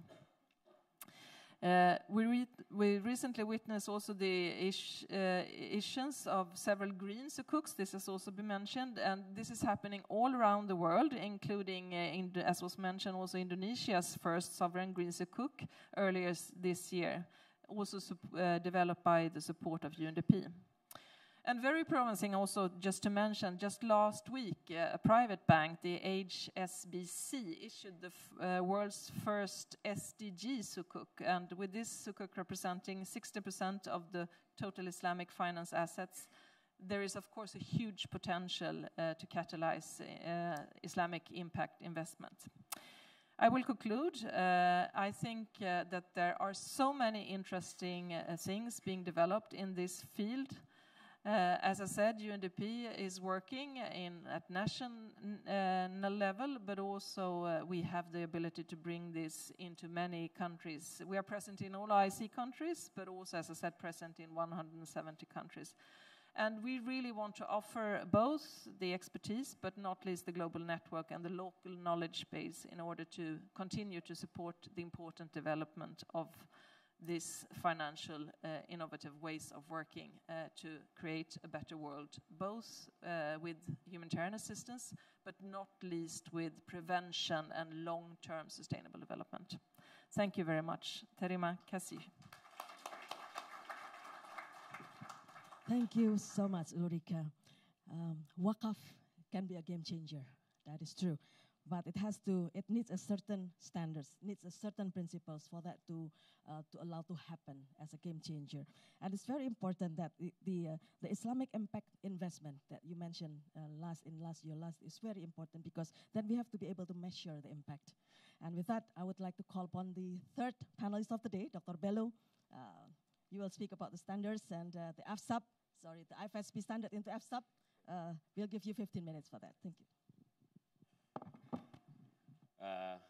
أعوذ بالله من الشيطان الرجيم بسم الله الرحمن الرحيم والصلاة والسلام على سيدنا محمد وعلى آله وصحبه وسلم. I want to first of all recognize the presence of His Excellency, former Governor Agus. Selamat pagi. Other Excellencies, distinguished guests, ladies and gentlemen, Assalamu alaikum wa rahmatullahi ta'ala wa barakatuhu, and Selamat pagi. First of all, I would like to thank Bank Indonesia for inviting me to speak at this important occasion in which they are launching the core principles for Waqaf and for the Waqaf-based sukuk, cash Waqaf sukuk. Now, I'm expected to speak about the adoption of the IFSB standard, but I think it's very important to let the audience understand who is IFSB first, before I talk about the IFSB standard. It is important to note that 15 years ago, after the first global financial crisis in 1997-1998, a couple of visionary leaders of central banks, including Bank Indonesia and a multilateral organization, particularly the IDB, come up with the vision of setting up a standard-setting body, a prudential standard-setting body that will help close the gap in terms of regulation for the Islamic financial institutions.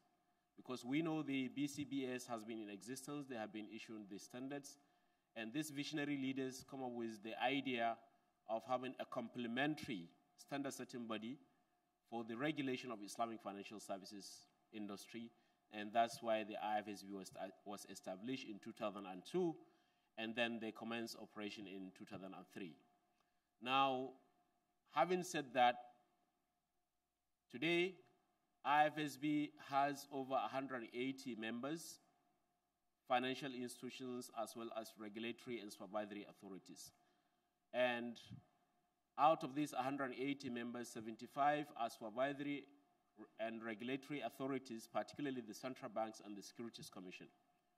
We have in the membership of the IFSB 8 multilateral development organizations, including the IDB, the Asian Development Bank, the IMF, and the World Bank, and many other international multilateral development organizations. The IFSB membership is now spread over 57 countries. And that's why the development of standards for regulating and enhancing the resilience and stability of the Islamic financial institutions in these 57 countries is very, very important as part of the mandate of the IFSB. Now, the second financial crisis that hits the world in 2007 makes the IFSB to really think again in the areas of providing guidance, in providing the regulatory framework, in providing the type of standards that the Basel Committee, the IIS, the ID is issuing. So as a result of that, after the second financial crisis, IFSB has so far issued 27 standards plus 8 research papers across all the sectors, because the mandate of the IFSB is not only banking, but as well as capital market, as well as Islamic insurance, which is takaful. Now, these standards that we have been issuing covers quite a range of significant areas that includes capital adequacy, liquidity management risks, supervisory review process, and all aspects of prudential that you can think of. Now, the issue is, when you have a very good infrastructure and you have a very robust regulatory framework, and then the standard are issues, what is more important for you to achieve the results and make the impact? We had heard about a lot of impact is required for this, particularly in today's session. The WACAF core principles is a well-articulated document that I have seen. But the problem is, it's more on the implementation of the standards. You can have the good framework, the very comprehensive, very nice, but it's how you implement it. We all know that the core principles of that is just being launched today for WACAF is the first of its kind in the world. And we believe it is setting the standards that will be helpful in many other jurisdictions in the development of the WACAF sector. But the implementation of these standards, or the core principle that has been just launched, is very, very important. Likewise, with this is how I will now take you back to the issue of the implementation and adoption of the IFSB standards. We have seen recently that in May this year, the IMF and the World Bank Executive Board has endorsed the adoption and use of the IFSB core principle standards in the assessment of resilience and performance of Islamic financial systems in common jurisdictions with the IMF and the World Bank with the IFSB. Now, the issue is, if these standards are there and the regulators are expected to implement the standards, and we still have issues arising with regard to the performance and the growth of the market share of the Islamic finance, then we still have to go back to the issue of implementation. Now, the IFSB has in place, and it is as part of its mandate to facilitate and help the member jurisdictions and members of the IFSB, particularly the central banks, to implement the IFSB standards. We have a range of initiatives that we do in that direction, which include facilitation of the implementation workshops. We do conduct workshops. We do provide technical assistance. We do provide policy advice for all the members. But what is more important is actually the capacity of whoever is implementing the standards. We have the fintech coming up as a challenge, the technological developments coming up as a disruption, though in Islamic finance we see it as an opportunity because it has this inclusiveness kind of potentials. But the capacity of the Sharia scholars, the capacity of the regulators to interpret and understands the IFSB standards requires some kind of basic understanding of the fundamentals of Islamic finance. Without that, the implementation of even the core principles for Waqaf will be very, very challenging. That's why now we are saying that we need to change the role of the game. The rule of the game should ensure that our Sharia scholars have the adequate knowledge and expertise to give the right fatwa for the development of Islamic finance, because it is now really a concern. We have Indonesia, we have countries like Turkey, where the majority of the population, over 80%, to some extent in Turkey is about 95% and above of the population. But the Islamic finance industry is just 5%. In Indonesia, it is 5.8%, as I was made to understand. While Indonesia is considered the number one Muslim populated country in the world. What is happening? What is wrong?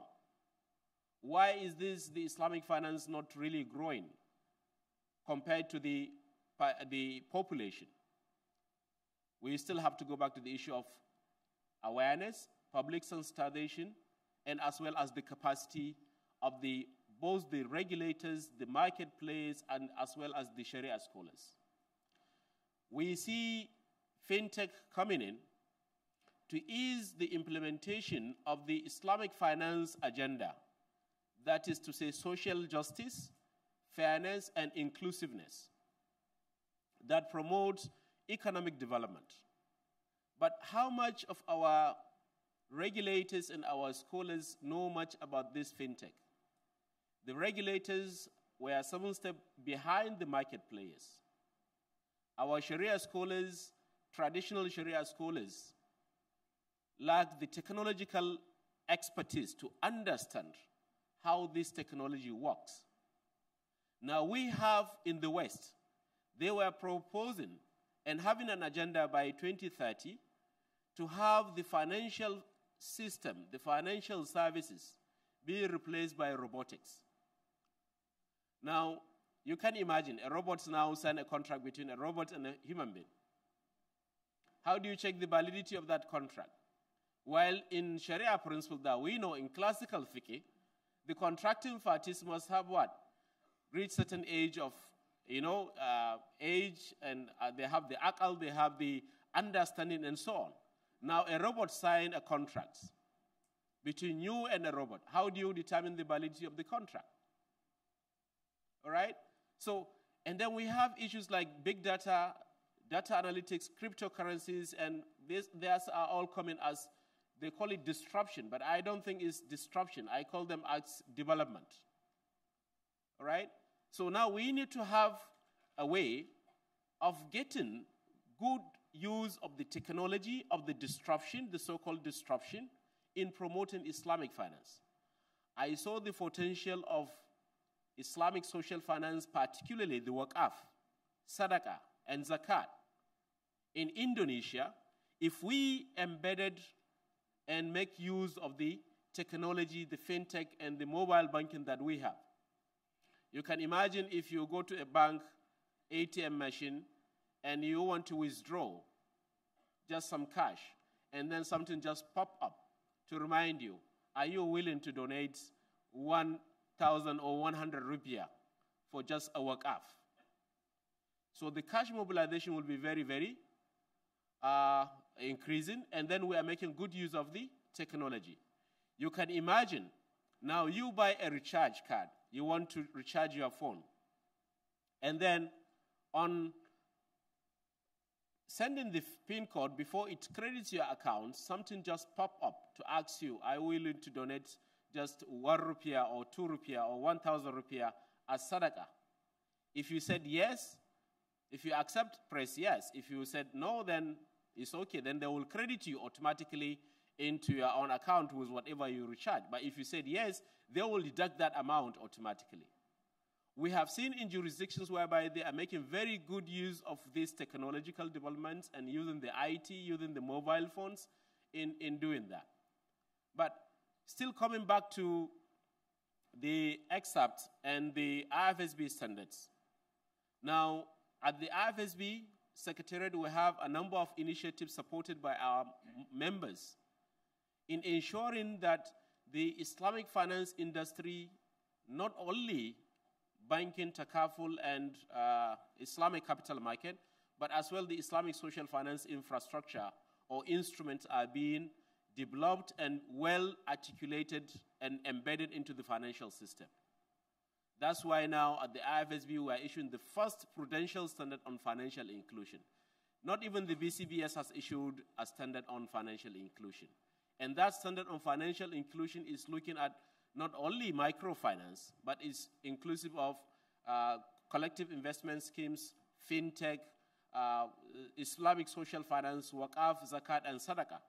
And definitely, we will take the core principles that is being issued today, that is being launched today, and we will enhance and improve on it, and then so that for the benefit of all the global Islamic financial institutions and the global Islamic economies. And I want to use this opportunity to say that it is high time that we start thinking of finance in Islam rather than calling it Islamic finance. Because this is where the definition, this is where the impact will come. When we continue with the way that we do things, that calling it Islamic finance, taking something to change it, just we Islamize it, then in that case we will have a challenge. But what we are saying now is, let's start looking at fintech in Islam, finance in Islam, waqaf as it is in Islam. We know that waqaf endowment is not only peculiar to Islam. So why I'm mentioning this is to caution us not to make the same mistake. The Islamic social finance instruments, zakat and sadaqah, are very, very clear. We don't have the conventional counterpart. Of course, sadaqah we have. We have tithe and collected in the churches. All right?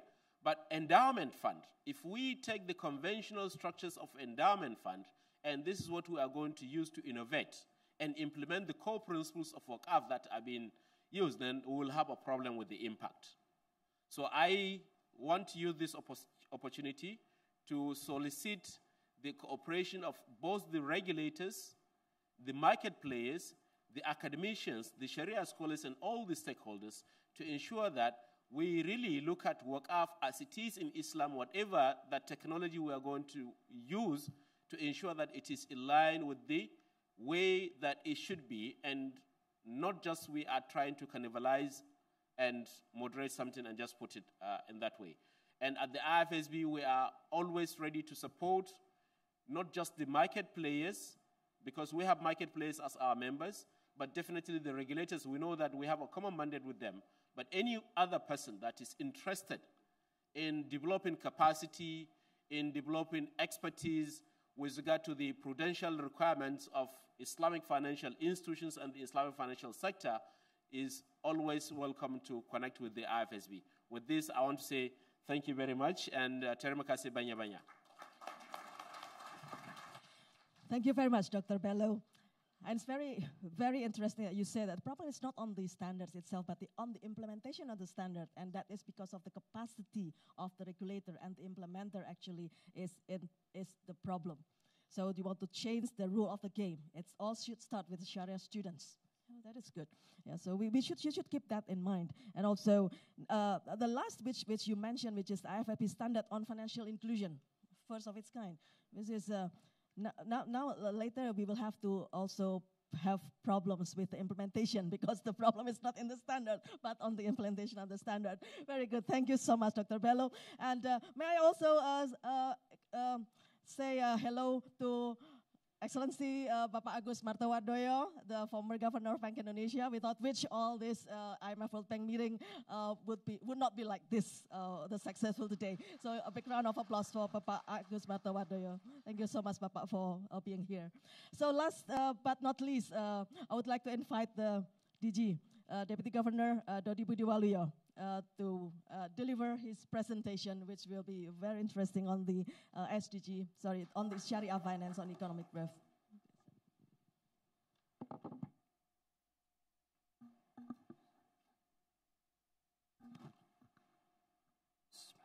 Bismillahirrahmanirrahim. Assalamualaikum warahmatullahi wabarakatuh. Very good morning, the Excellencies, distinguished speakers, guests, ladies and gentlemen.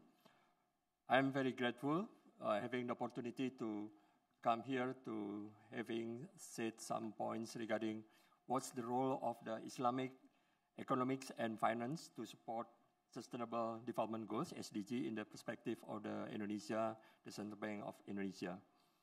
I think if we heard this morning, even the earlier speakers saying that Islamic economics and finance has become one of main agenda that are discussed in many world-leading events on finance and economics. Today, IMF and World Bank's seminar, annual meeting, is one of the such events proving that economics and finance has been one of the world's important agenda to be explored and elaborated in order to contribute to the world economy. One interesting question, again, is what does Islamic economics and finance offer to support the achievement of the SDGs? Let me take some points here, what we think central banks viewing about this topic. Islamic finance has a range of social finance tools, such as zakat, akaf, sadaqah, that can be utilized to raise funds and mobilize donation from a variety source of a donation, including corporate sectors, impact investors, and social entrepreneurs. Islamic economics and finance has the ideology, features, and principles that are well matched to promote sustainable developments. Both of Islamic economics and finance, as well as SDG, has commonalities in principles which emphasize ethics, justice, fair treatment, and equity. The inherent characteristics and principles of Islamic economics and finance could also function as catalysts in achieving the sustainable development goals. The specific principle of Islamic economics and finance, which support sustainable development among others, is to provide financing that support real economic activities, rely on profit and loss sharing that would replace the emphasis from creditworthiness, as well as to other criteria under the banking structure. And it will make impacts at the end will discourage speculation. And the last also will facilitate redistribution of wealth and opportunity. Having said that, the Islamic economics and finance has the potential to enhance financial inclusion and achieve prosperity. These potential are definitely in line with the SDG efforts to ending poverty, to reduce inequalities, and also to promote a more inclusive society. Noting the potential of Islamic economics and finance is one thing. However, our challenge is how to unlock the potential of Islamic economics and finance so that it can help to reduce large number of population that remains undeserved and fill the financing gap needed to boost infrastructure, both physical and social. Looking what we learned so far from our experience, development of Islamic finance cannot stand by itself and apart from the development of the Islamic economics. The formulation of development strategies must be comprehensive, covering from upstream to downstream, and from the real economy to financial support. Learning from experience of other countries, there are at least 5 key success factors in developing Islamic economics and finance. Namely, first, the full support of the government. The second, proclaimed as a national program. The third, the existence of special body for cross-authority coordination. The fourth, focusing on utilizing the competitive advantage of the country, as well as the existence of a national strategy covering the government structural reforms, as well as the community paradigm. There's 5 key success factors that we learned so far, what we have done in developing economics finance in Islamic sectors. Unlocking the potential of Islamic economics and finance, indeed it is crucial to comprehend the understanding and contribution of all related parties, starting from understanding and its concept until the application may need the involvement of Islamic financial institutions, Islamic scholars, government, central banks, and other parties. We should integrate commercial and social sectors so that it could provide effective vehicles to the government in reaching all segments in the society to share the success of the National Development Program. On Indonesian case, we have applied some initiatives in integrating Islamic social sectors and commercial one, such as Sukuk Link Akaf, which attempts to utilize Akaf lands as underlying to issue commercial sukuk and lately to finance infrastructure development on the top of such Akaf asset. The second Akaf Link Sukuk, which is just being launched today, this morning, and intended to optimize the potential of cash Akaf to finance government social projects via government sukuk, we call it as SBSN. The third infrastructure sukuk, as already mentioned by the Minister of Finance, to support government public projects and some other models and application, with the potential of around 435,000 locations of Akaf land in the country and total amount equivalent to $4 billion. Cash Akaf, inshallah, optimistic that these Islamic social funds could play more in the Indonesian economy.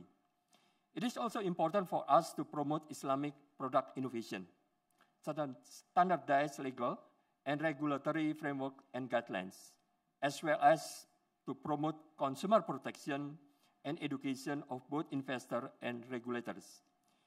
We have also to ensure that the Islamic economics and finance, including Islamic social sectors, in particular Zakah and Akaf, will operate in a sound manner and gain public confidence by adopting appropriately designed standards.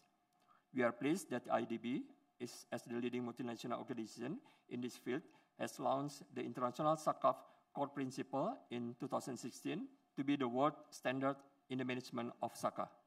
Today, alhamdulillah, we also launched the second one, namely the International Akaf Core Principle, to be another world standard in the management of Akaf.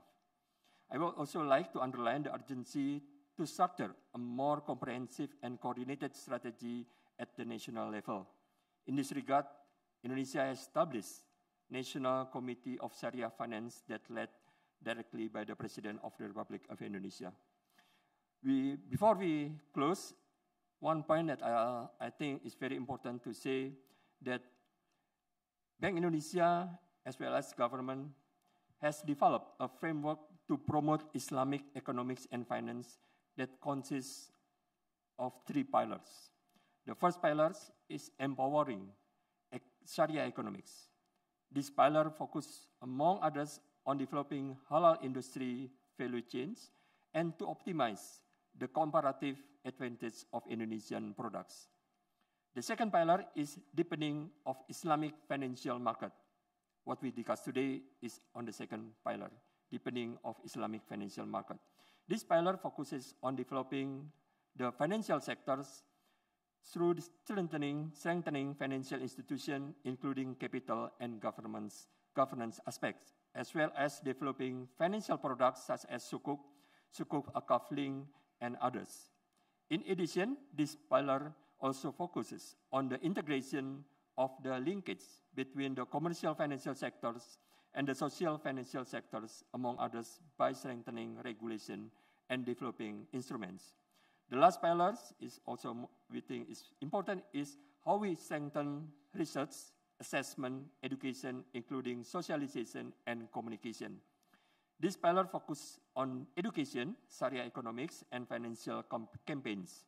One of the programs is developing curriculum in universities and educational institutions by integrating theory and entrepreneurship. To my end remark, I will say Again, that the presence of the Islamic economics and finance should be able to serve as another formidable pillars used by the government and to address national economic challenge, besides the same time addressing the current global initiatives such as the SDG. I will stop here. Thank you very much. Wassalamualaikum warahmatullahi wabarakatuh. Thank you so much, Deputy Governor Dodi Budiwaluyo. And I would like to ask all to give a round of applause for all the panelists, for all the remarkable presentations and sharing that given to us. Now, before we go to Q&A, we all talk. A few of Dodi also was talking about the key success factors, which one of those is the existence of a special body, across authorities to take care of the wakaf, to take care of the zakat, and all. Now, among us, present Mr. Professor Muhammad Nuh, which I would like to invite to the stage to deliver his evaluation, his overview, being the chairman of the Indonesian Wakaf body. Welcome, Bapak. Yes. No, not evaluation of the overview of all these things. Thank you. Terima kasih. Assalamualaikum warahmatullahi wabarakatuh. Good morning. Bonjour à tous. Selamat pagi untuk kita semua. First of all, on behalf of Badan Wakaf Indonesia, please allow me to convey the sincere gratitude and very highly appreciation to all of you, especially the panelists, and very inspiring. First, of course, Pak Bambang Brojonegoro, Pak Mahmud Muhyiddin, the World Bank, Madam Ulrika Mudir UNDP, Pak Belu Danbata AFSP, Pak Dodi Budi Waluyo Bank Indonesia DG, dan Professor Humayun Dar, Director General of IRT ISDB, which will deliver at the closing remark. And of course, my colleague, Pak Agus, Governor of Bank Indonesia. In this morning, in the previous agenda, we have been as a witness the new era of the Wakaf. New era of the Wakaf through the launching of Wakaf core principles and the cash Wakaf links sukuk by the Governor Bank of Indonesia, President of IDB, and the Minister of Finance. And now, after inspiring presentation of the panelists, all of you, we could find out the comprehensive picture about the role of the Islamic finance, especially to encounter the challenge of the sustainable goals development, especially. And especially to fight inequality and to the end all form of the poverty. The government and also multilateral institutions has mobilized the resource but the results have never been completely paid off. We still more the agenda. The presence of Islamic finance, which consists commercial and social fund, include Wakaf and Zakat, are open up on the opportunity to serve as another pillar in addressing many issues in the humanity and SDGs related. Although much remains for to improve the effectiveness of the operations, standard-based compliances, as Pak Dambata explained, technological and innovation-based adoption. Therefore, the presence of the Islamic finance could deliver significantly the impact to the society. Wakaf core principle and cash wakaf link sukuk is one of the examples to respond the necessity of the standard-based compliance and innovative product.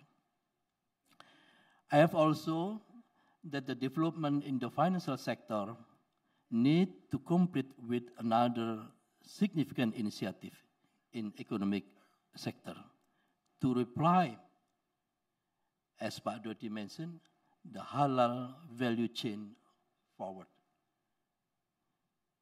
It's been very long story that Islamic prosperity tools as the wakaf and zakat, sedekah, it's proven to elevate the degree of the prosperity and also to finalize of the poverty. So it's time, it's now. We should revitalize the tool of the prosperity, which proven and very long time story. And before to conclude my sharing, I would like to share to all of you, especially to Indonesian, my college. So please allow me in bahasa. Jadi begini, ibu-ibu dan bapak sekalian. Ya. Please translate for the foreigner.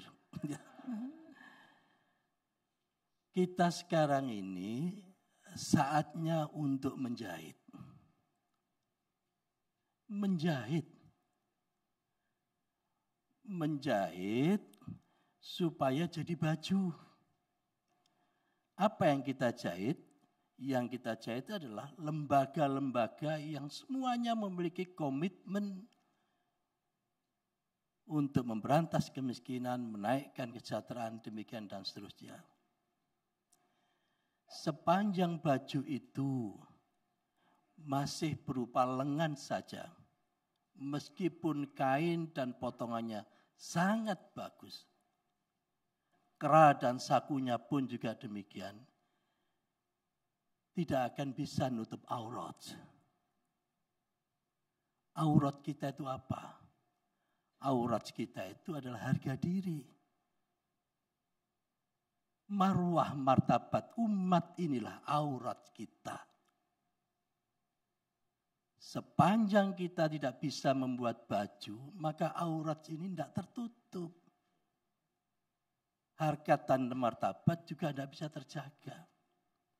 Di samping baju tadi itu bisa untuk melindungi dari berbagai macam persoalan. Oleh karena itu dalam kesempatan yang baik ini, marilah, it's time we walk together. Jangan jalan sendiri-sendiri, tetapi harus bersama-sama. Era kompetisi sudah mau selesai. Musabakoh sudah mau selesai. Perlombaan sudah mau selesai. Tetapi yang kita butuhkan sekarang adalah era muawana, yaitu era sinergi.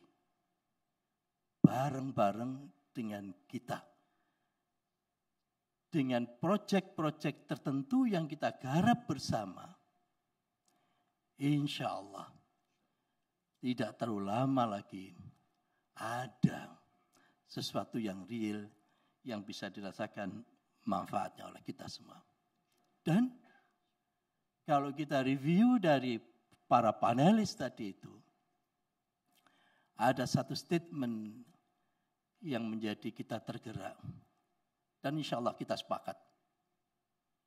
We are now, for the Muslim in Indonesia, yes, big, huge, in the point of view, the number. But minimum, in the point of view, the capacity and the power. So our duty, tugas kita yang mulia semuanya adalah how to transform the maximum number, the maximum people of the Indonesia Muslim Indonesia to be the maximum capacity and the maximum power, not only for the Muslim, but the power and capacity for the all of us. Jadi tugas kita itu sekarang, gimana caranya? Masa kita semua tidak bisa? Para akademisi yang punya experience, macam-macam. Insya Allah bisa. Sepanjang 3 hal yang kita lakukan, yaitu yang pertama, kita tata niat kita. Jernihkan niat kita. Kita melakukan ini semua untuk apa?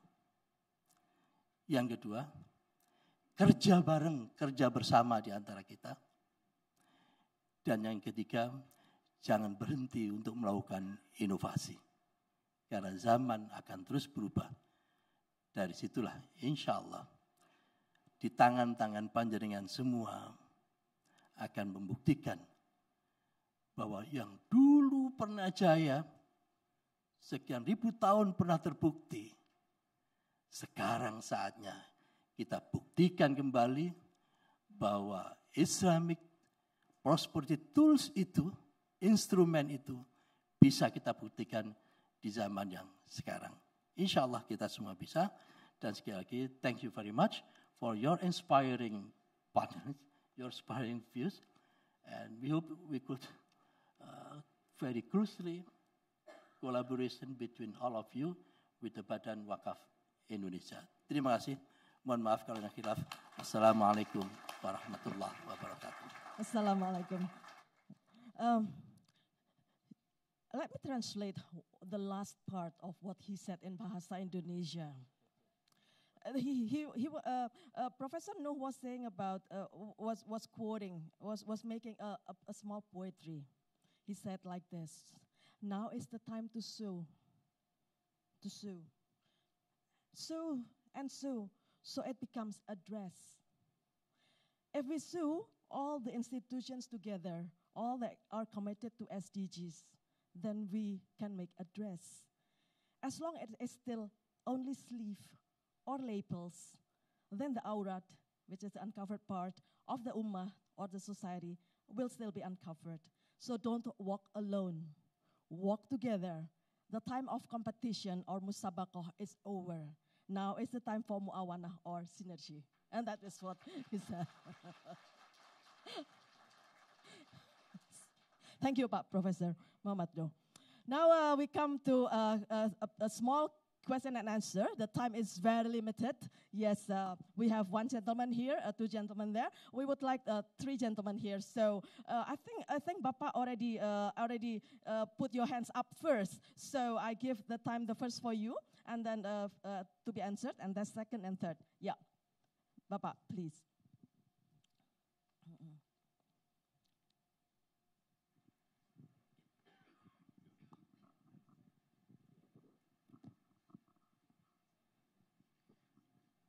Would you like me to stand up? Alhamdulillah Rabbil Alameen, Ar-Rahmanir Rahim, Malik Yawmiddin, Iyyak na'budu wa iyyak nasta'in, Ihdina as-siratal mustaqim, siratal ladzina an'amta alayhim, ghairil maghdubi alayhim waladdallin. Assalamu alaikum, all the experts who have gathered together to talk about Sharia Economic Forum. I come from Pakistan, which is an Islamic country, almost as much as Indonesia is. Being an Islamic country, we have taken the initiative and made enough progress to introduce Islamic banking, sukuk, and trying to attract the businessman to get into industrial sphere also in Islamic way. My first observation is that you need, first of all, awareness. Some of the panelists did speak about awareness, and I give a lot of importance to creating awareness among all the people who are interested in this. In Pakistan, Islamic banking, if I have the figures with me,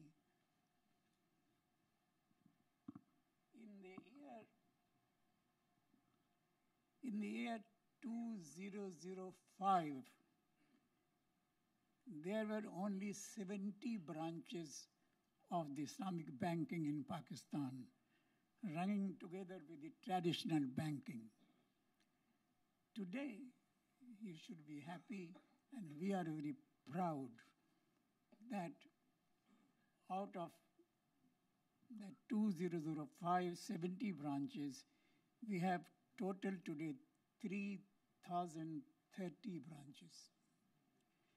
3,030 branches are absolutely Islamic, but at the same time, in the traditional banking, there are windows for Islamic banking also. So you have the choice, either you go to traditional banking or go and deposit your money in the Islamic banking. You have to see how long has been the progress all over the world, starting from Sudan, and then it comes to Indonesia and Malaysia and all that. These are the countries who are actually leading to progress Islamic banking. If you have the conviction that there is a world thereafter from today, God has promised that if you deposit in Islamic banking 10% of your wealth, you will get 100% return out of sheer goodness of the Almighty. Thank you very much. Thank you very much. Thank you very much. So it's just a comment on that. Yeah, we don't need to respond. That gentleman on the right, please. Bapak, silakan. Bismillahirrahmanirrahim. My name Henry Tanjung from Indonesia Wakaf Board, a member of Indonesia Wakaf Board. I would like to respond the comment of Mr. Danpata. Very interesting. Standard is a standard.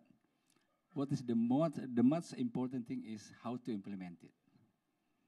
Inshallah, Badan Wakaf Indonesia or Indonesia Wakaf Board will take initiative to do that. We will train all the institutions that mentioned by Professor Nu. We will show them to be addressed, right? To be addressed with the training program, how to increase their capacity to manage the Waqf. As also mentioned by Mr. Waluyo, the key success factor for this Waqf is independent body. And inshallah, we take that initiative. And my question is to Mr. Mohildin. In your presentation, you mentioned $2 trillion as a Islamic financial global world. And I saw that from your slides, you mentioned about banks, Islamic banks, and funds, and OIF, and insurance, but you did not mention cooperative. Why? Cooperative, in all the globe, cooperative take a very, very important role. And there is an association of cooperative in the globe world. For example, in Indonesia, Islamic cooperative is increasing too much. For example, one Islamic cooperative, they have member 138,000 people. And they do what the UNDP, what the Miss Model do. They have a finance to sanitation, to water treatment, etc. So it's amazing to me why you didn't mention about cooperative. Thank you very much. Thank you very much. I think we just take up one question first, and then the answer then answered by the panelists. Please, Dr. Mohidin, I give you the first chance to answer to this question.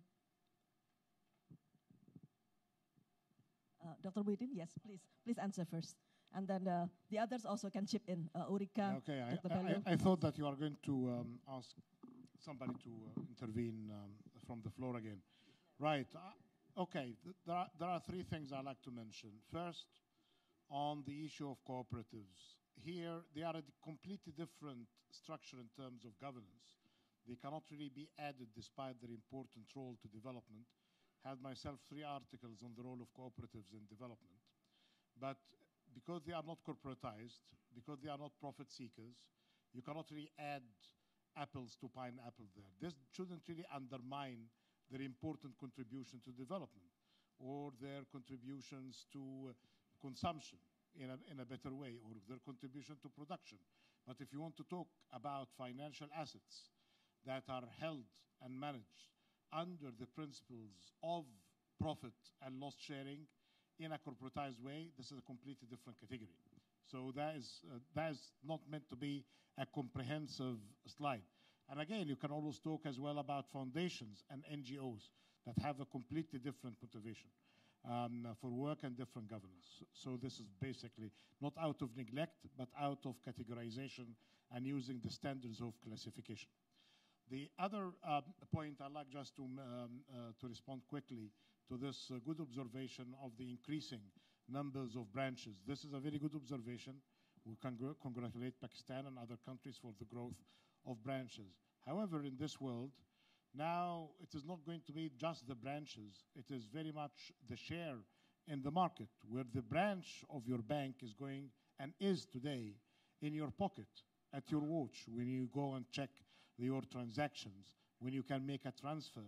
It doesn't need really to have a physical branch anymore, which is basically giving us another measure of financial deepening and financial development about the share of Islamic finance in the total transactions at large. And more importantly, the share of Islamic finance in supporting sustainable development. Because in many cases, unfortunately, Islamic transactions are not very different in practice from conventional finance, especially the murabaha arrangements. They are like markup finance. They are not very different. So what we need is to get more mudaraba, more musharaka, more risk-taking, and more transactions with social impact, especially at localized level. And the third and final point, when we talk about financial inclusion, the figure worldwide was around 51% back in 2011. The latest figure that we have based on the Findex globally is around 70%. 70%. The sad thing that part of the 30% here, the greatest part of the 30% that are without access to finance are still with the OIC countries, the member countries of the Organization of Islamic Countries. And the other thing is that there is some sort of discrepancy between women and men. There is a discrepancy between rural areas and urban areas. So while we are happy to see financial inclusion progressing, we need to see that this financial inclusion is with a meaning to reach out everyone, everywhere, without discrimination, and with good substance to support the sustainable development. As far as I understand, in Islamic finance, there is no finance for finance. There's finance for the public good, finance for the good of the society. Finance could be summarized here for the kind of funding that we can really do for the sustainable development goals within some good principles that are going to be applied effectively. Thank you.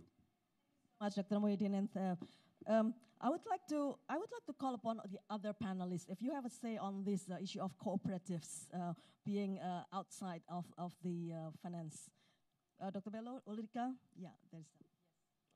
Very briefly, I think note taken. It's just one example of the many examples where we don't account always for development finance. Cooperatives, of course, being very important at local level, not least, and generating development impact many times also in line with the SDGs. And they can also be, I think, a matter of investment. And so I guess that there are possibilities also to link the work of cooperatives and the way that they also bring results towards the sustainable development goals also to these kind of investments. But note taken. All right, just to add a bit on that, one key reason actually for you may not see the figure visibly, classifying it as cooperatives, But in certain jurisdictions, particularly like Indonesia, right, the Islamic finance asset is more on the banking as well as in the Islamic microfinance, because Indonesia has been at the front run in terms of the development of Islamic microfinance. In other jurisdictions, Malaysia you have AIM, and other jurisdictions very little in terms of the. So at the IFSB, we have what we call the PCF database, whereby we collect data at the macro level from all our member central banks. And in these figures, the components of the Islamic microfinance bank, insofar as it is regulated by the central bank, it is reported. So, but the issue is we classify them as banking, all right? Where we have the CIS, the collective investment schemes, we classify them as funds.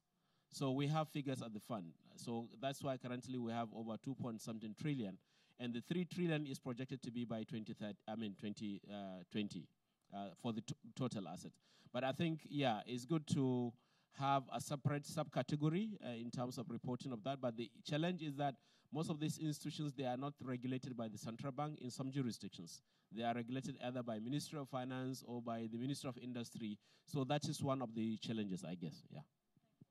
Thank you so much for very deep. Pak Dodi, you want to add on the issue of data, on cooperatives? Yeah, I think I just touched on one thing. Regarding the cooperation in financing, I just more to touch the total amount of the fund that needed to address the SDG is very, very large. And if just rely on the financial or fiscal financing, it will be a very problem. So combining with the Islamic finance, either commercial or social finance is one of source. Of course, looking the data, I think just addressing also comment from the Pakistan case, Indonesia only has like a 5%, at most 6% of the banking Sharia in total comparing in the total banking industry. So the room is very large for having financing from the Islamic sectors. Thank you so much, Pak Dodi. Room is very large. I would like to give to the second row because he was already, lots of hands are up in this room. So the third questions, yes, please. This first, and then the lady, number 4.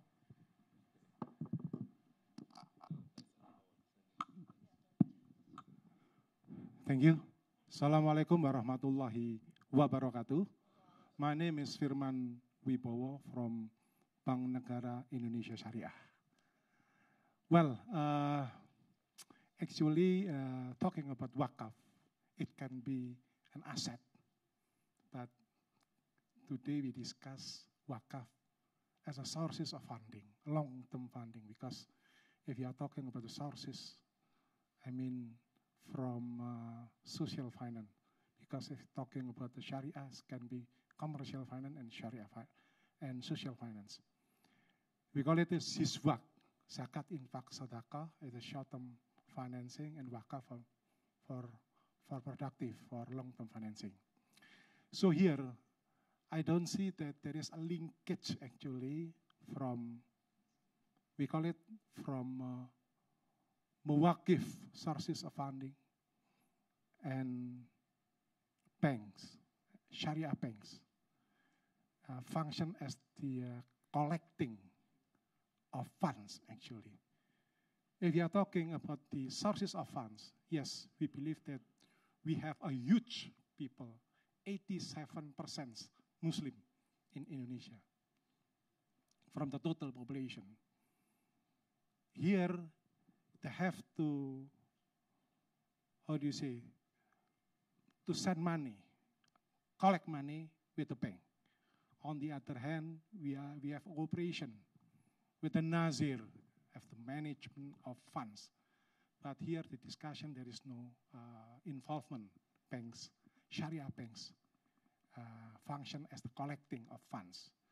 But in the future, I think banks can be or can increase the function, role of the, we call it halal ecosystem industry, source of funding, and the bank as the, how do you say, managing the portfolio.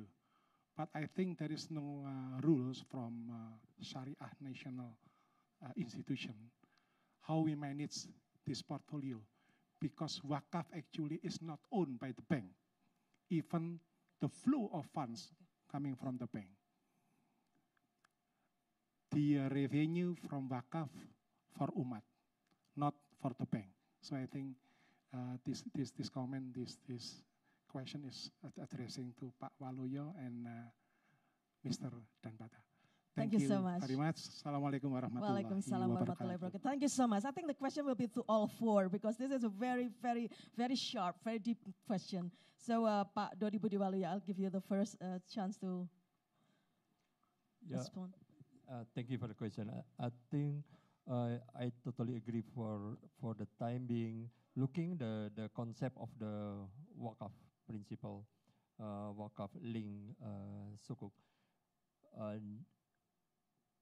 It's away from the banking sectors. It's away from the banking transmission because starting with the, I have a slide here. Probably someone can show the slide number 10, showing how the Waqif put all the wakaf, cash wakaf to the Nazir. And the Nazir then transform the fund to what we said as we can call it as a farmers. We can call it as a targeted persons. But again, since the fund itself belongs to the people, not belongs to the banks. So basically, the process, the transmission is not directly using a bank. This is, we call it as a Islamic social finance. It's not a commercial finance as a bank do it for the financing.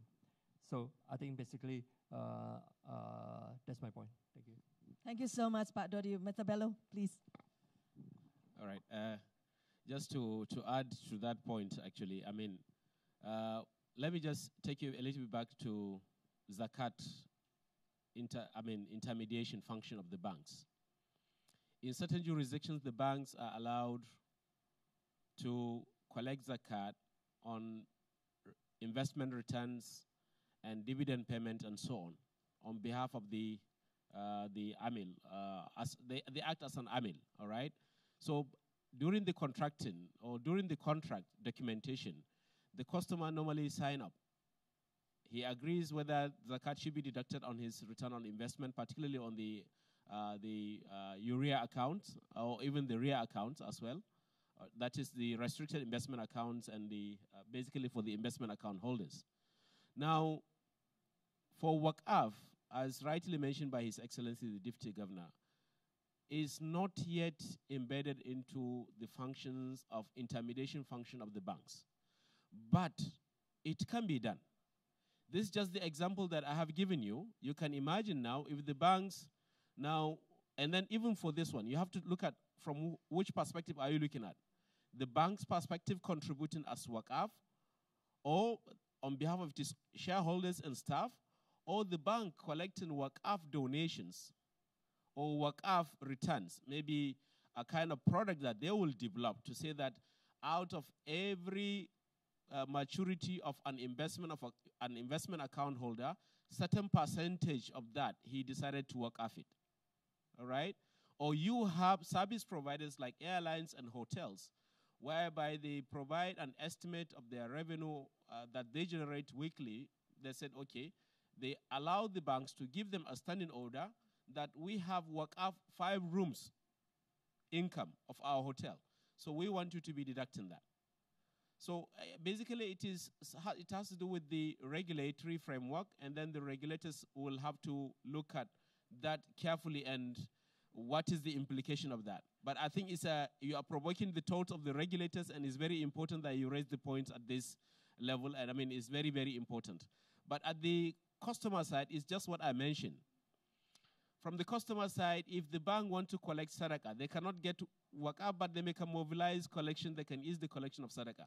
Anytime you slot in your ATM card, you want to make a withdrawal, the banks will notify you that there will be some charges. When you agree that they will charge you that withdrawal fee, you said yes, and then the transaction will proceed.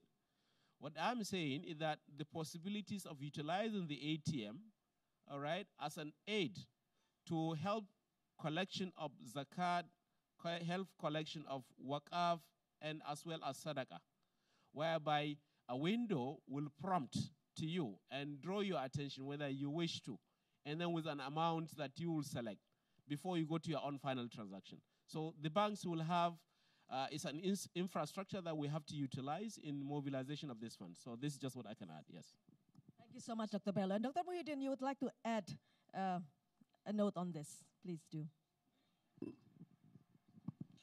Right, I appreciate this point. I agree with what has been said, but I just like to share with you a point of warning that we're talking about different things, different structures, different objectives, and different asset classes that shouldn't really be confused with each other's. The aim at the end is to have progress and sustainable development in the society. The aim at the end is to enhance the welfare of the people living in the society. That can have different ways and means of achieving them. Mixing up the different ways and means will complicate matters beyond the capacity of any single regulator or consumer or beneficiary to understand what is going on. We are after the following: have a good ecosystem, good integrated financial system, respect the different governance structure of each of these different vehicles of funding. You have the Islamic financial instruments. Some of them are short-term, some of them are long-term. Then you have the Sadaqah, which has its own channel, which you have the Zakat, which have its own channel.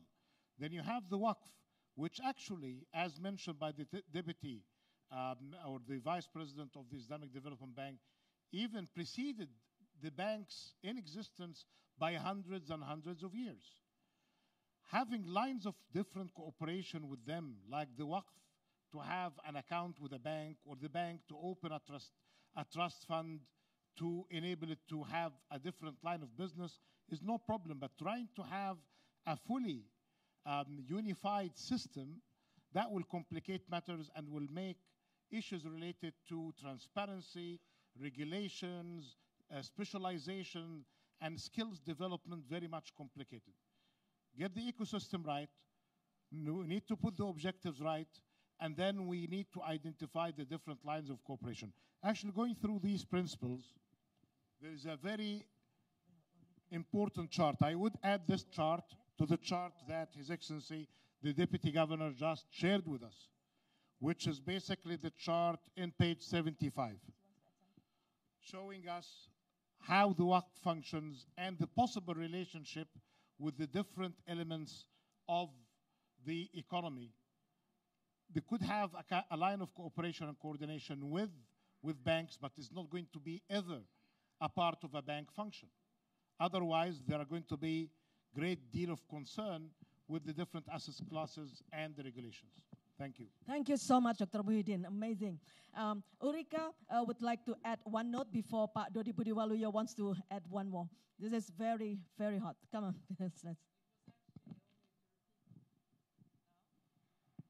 Yes, it was only to repeat the offer of UNDP. I mean, now we are sitting here, as was also said, suing different partnerships here, and with Indonesia being a very strong leader and in this. But of course, as we can hear, things are being developed, and there are many different experiences, and UNDP and also the World Bank can offer a very good platform to bring these different experiences of developing different governance systems together. And we have done so also with bringing different actors together in meeting both in New York and Washington and elsewhere where we have capacity working on this. Thank you so much, Ulrika. But with a very with clarity from Dr. Muhyiddin as well, do not try to make a unified system, because then it will blur everything. Yes, it will complicate everything. Then yes, thank you so much. So last, DG Dodi, I give it to you. I just to add one more thing, because Dr. Mahmoud already addressed some chart that can be linked with our slide, back to slide number 10. This is the concept that we think the central bank wants to initiate, how we mix between the Waqaf and Zakat. If you look this slide, the fund coming from the Waqif and then goes to the Nasir, and we allocate the fund let's say, to the farmers, assuming that all the returns back to the Waqif, only the initial amount, the initial capital, but the return in terms of excess will goes to the zakat institution. That's another process how we make then the zakat institution can put the money back to the farmers. Few things that we can address. First, we can address no poverty. We can address reduce inequalities in the farmer side, and also we can also having a good education, quality education to the people. So again, this is the concept is like away from the commercial financial finance. So it's like away, not under the transmission, not in the intermediaries of the bank. Thank you very much. Thank you, Dr. Mahmood. Thank you so much. I want to all of us to give a big round of applause to all the panelists. Excellent, excellent remarks. I would like to apologize to all the hands that already showed up because I have to keep the time very, very strictly. And this is already 11:15. We have to stop here. I would like to thank you all for the participation in this great high-level discussion. And I would like to give it back to Mike to the MC. Thank you. Thank you, Ibu Dianastiti, for leading such constructive discussion, and all panelists for your remarkable presentations. Distinguished guests, ladies and gentlemen, we have come to the end of our program. On behalf of the committee, we would like to extend our sincere gratitude, as we couldn't have done this successfully without our participants and speakers who came along the way and spared their time attending this program. Hopefully, this program will be beneficial to all of us.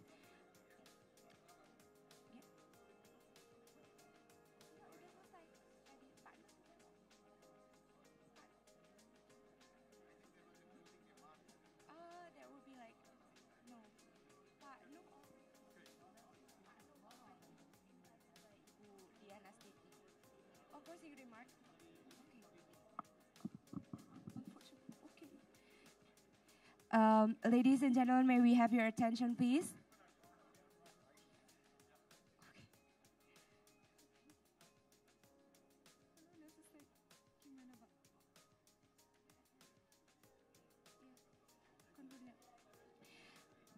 Ladies and gentlemen, may we have your attention, please? To please proceed to the main room, as we will have the concluding remark from Professor Mayumdar.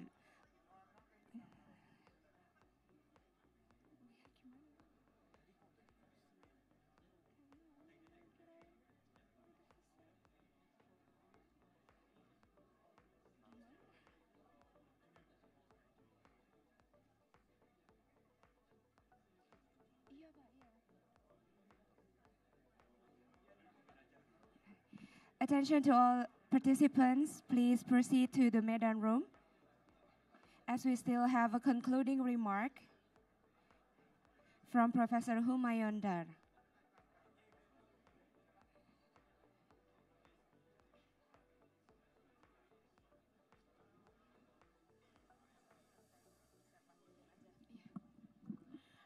Ladies and gentlemen, all distinguished guests, ladies and gentlemen, I would like to request you to please do sit again, to take your seats again, because the end of the discussion is not the end of the program. We still have a concluding remark. No? Okay. No? No. Okay.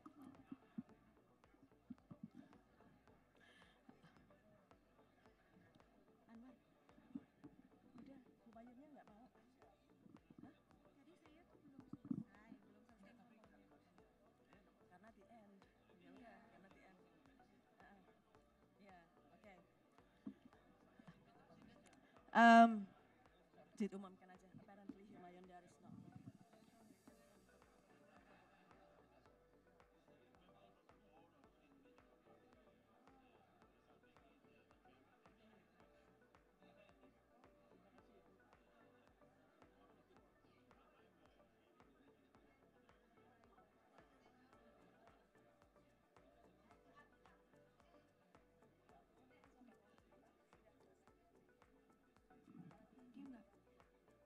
sebentar itu sepertinya masih ada di situ, mau di lobby sama Pak.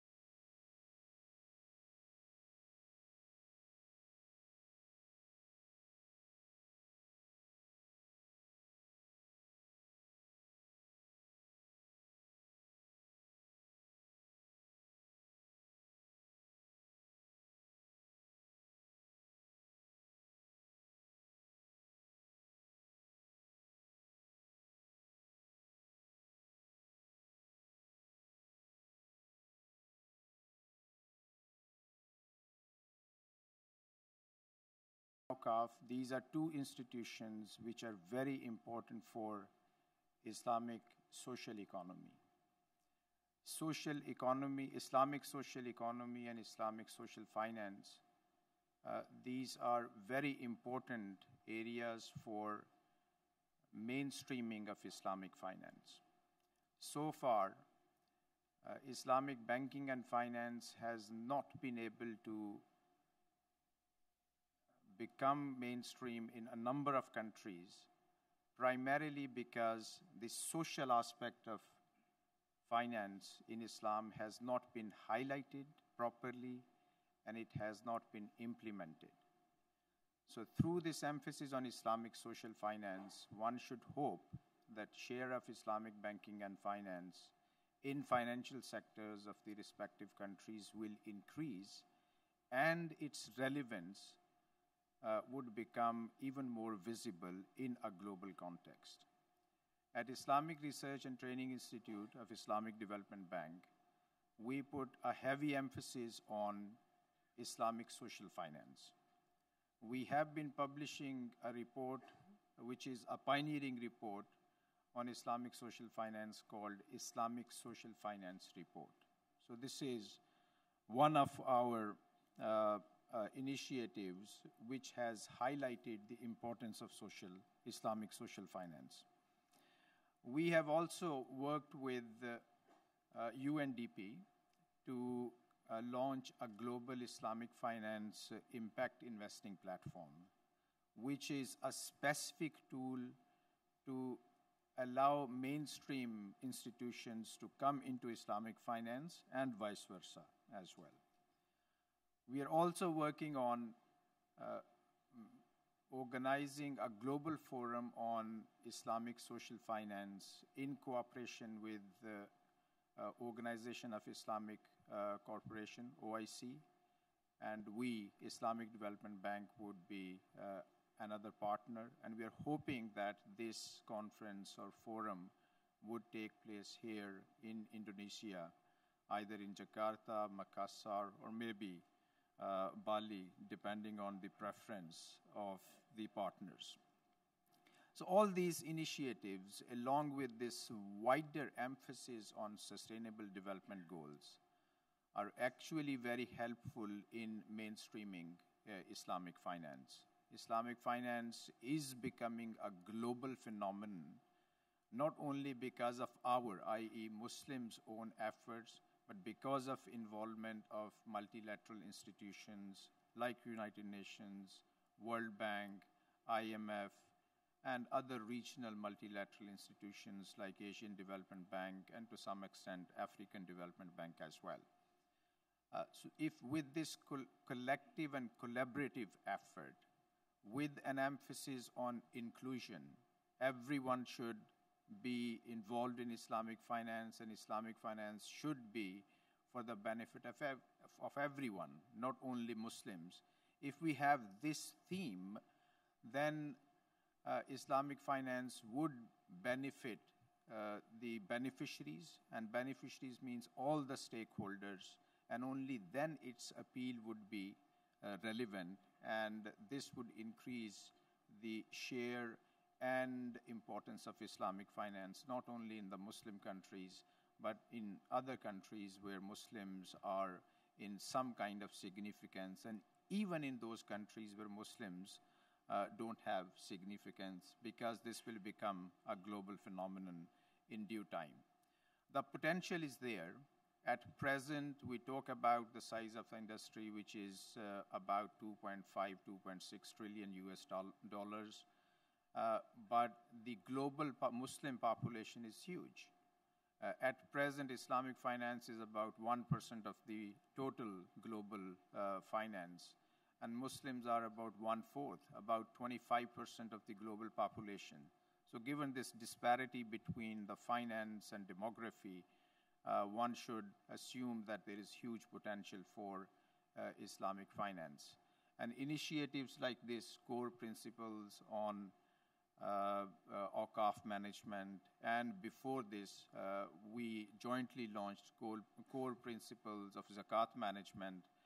They should help us in promoting Islamic finance and creating global relevance of Islamic finance. Implementation is very important. Okay, this was a point raised by one of the distinguished speakers, and of course this suggestion came from the floor as well. The way we have worked, we have made sure that a regulation, a guiding note should come out. Along with, there should be an example as well. Previously, at Islamic Research and Training Institute, we launched a model Waqf law, and its implementation came through adoption of this law by Senegal. Okay, and today we have launched these core principles, and its implementation has come straight away in the form of this cash Waqf-linked sukuk. We at Islamic Development Bank, we have huge commitment to cash Waqf. As Vice President Juini mentioned in his speech, we are in the process of launching a 200 million USD cash Waqf fund. Okay. So this will be another global example of implementation of these core principles. And at IRTI, Islamic Research and Training Institute, we would like to make sure that these principles, they are adopted by other countries as well through our initiative of reverse linkages. So with this, I would like to conclude, making sure that you are not late for your beaches or beach. And we are going to Lombok. Hopefully, we are going to have some wonderful time over there. There is another event on halal tourism. Okay. And I would like to congratulate all the stakeholders, Bank Indonesia, and the government of Indonesia in general for initiating this kind of projects to ensure that Indonesia becomes a center of excellence for Islamic finance in general, but Islamic social finance in particular. Thank you very much. Assalamu alaikum wa rahmatullahi wa barakatuh. Thank you, Professor. And ladies and gentlemen, and this is the real one. This is the end of our agenda today. Hopefully this program will be beneficial for all of you, especially on the important issues discussed. We are deeply apologize for the inconvenience. We bid you farewell. Have a safe journey back home or to Lombok. Good afternoon and wassalamualaikum warahmatullahi wabarakatuh.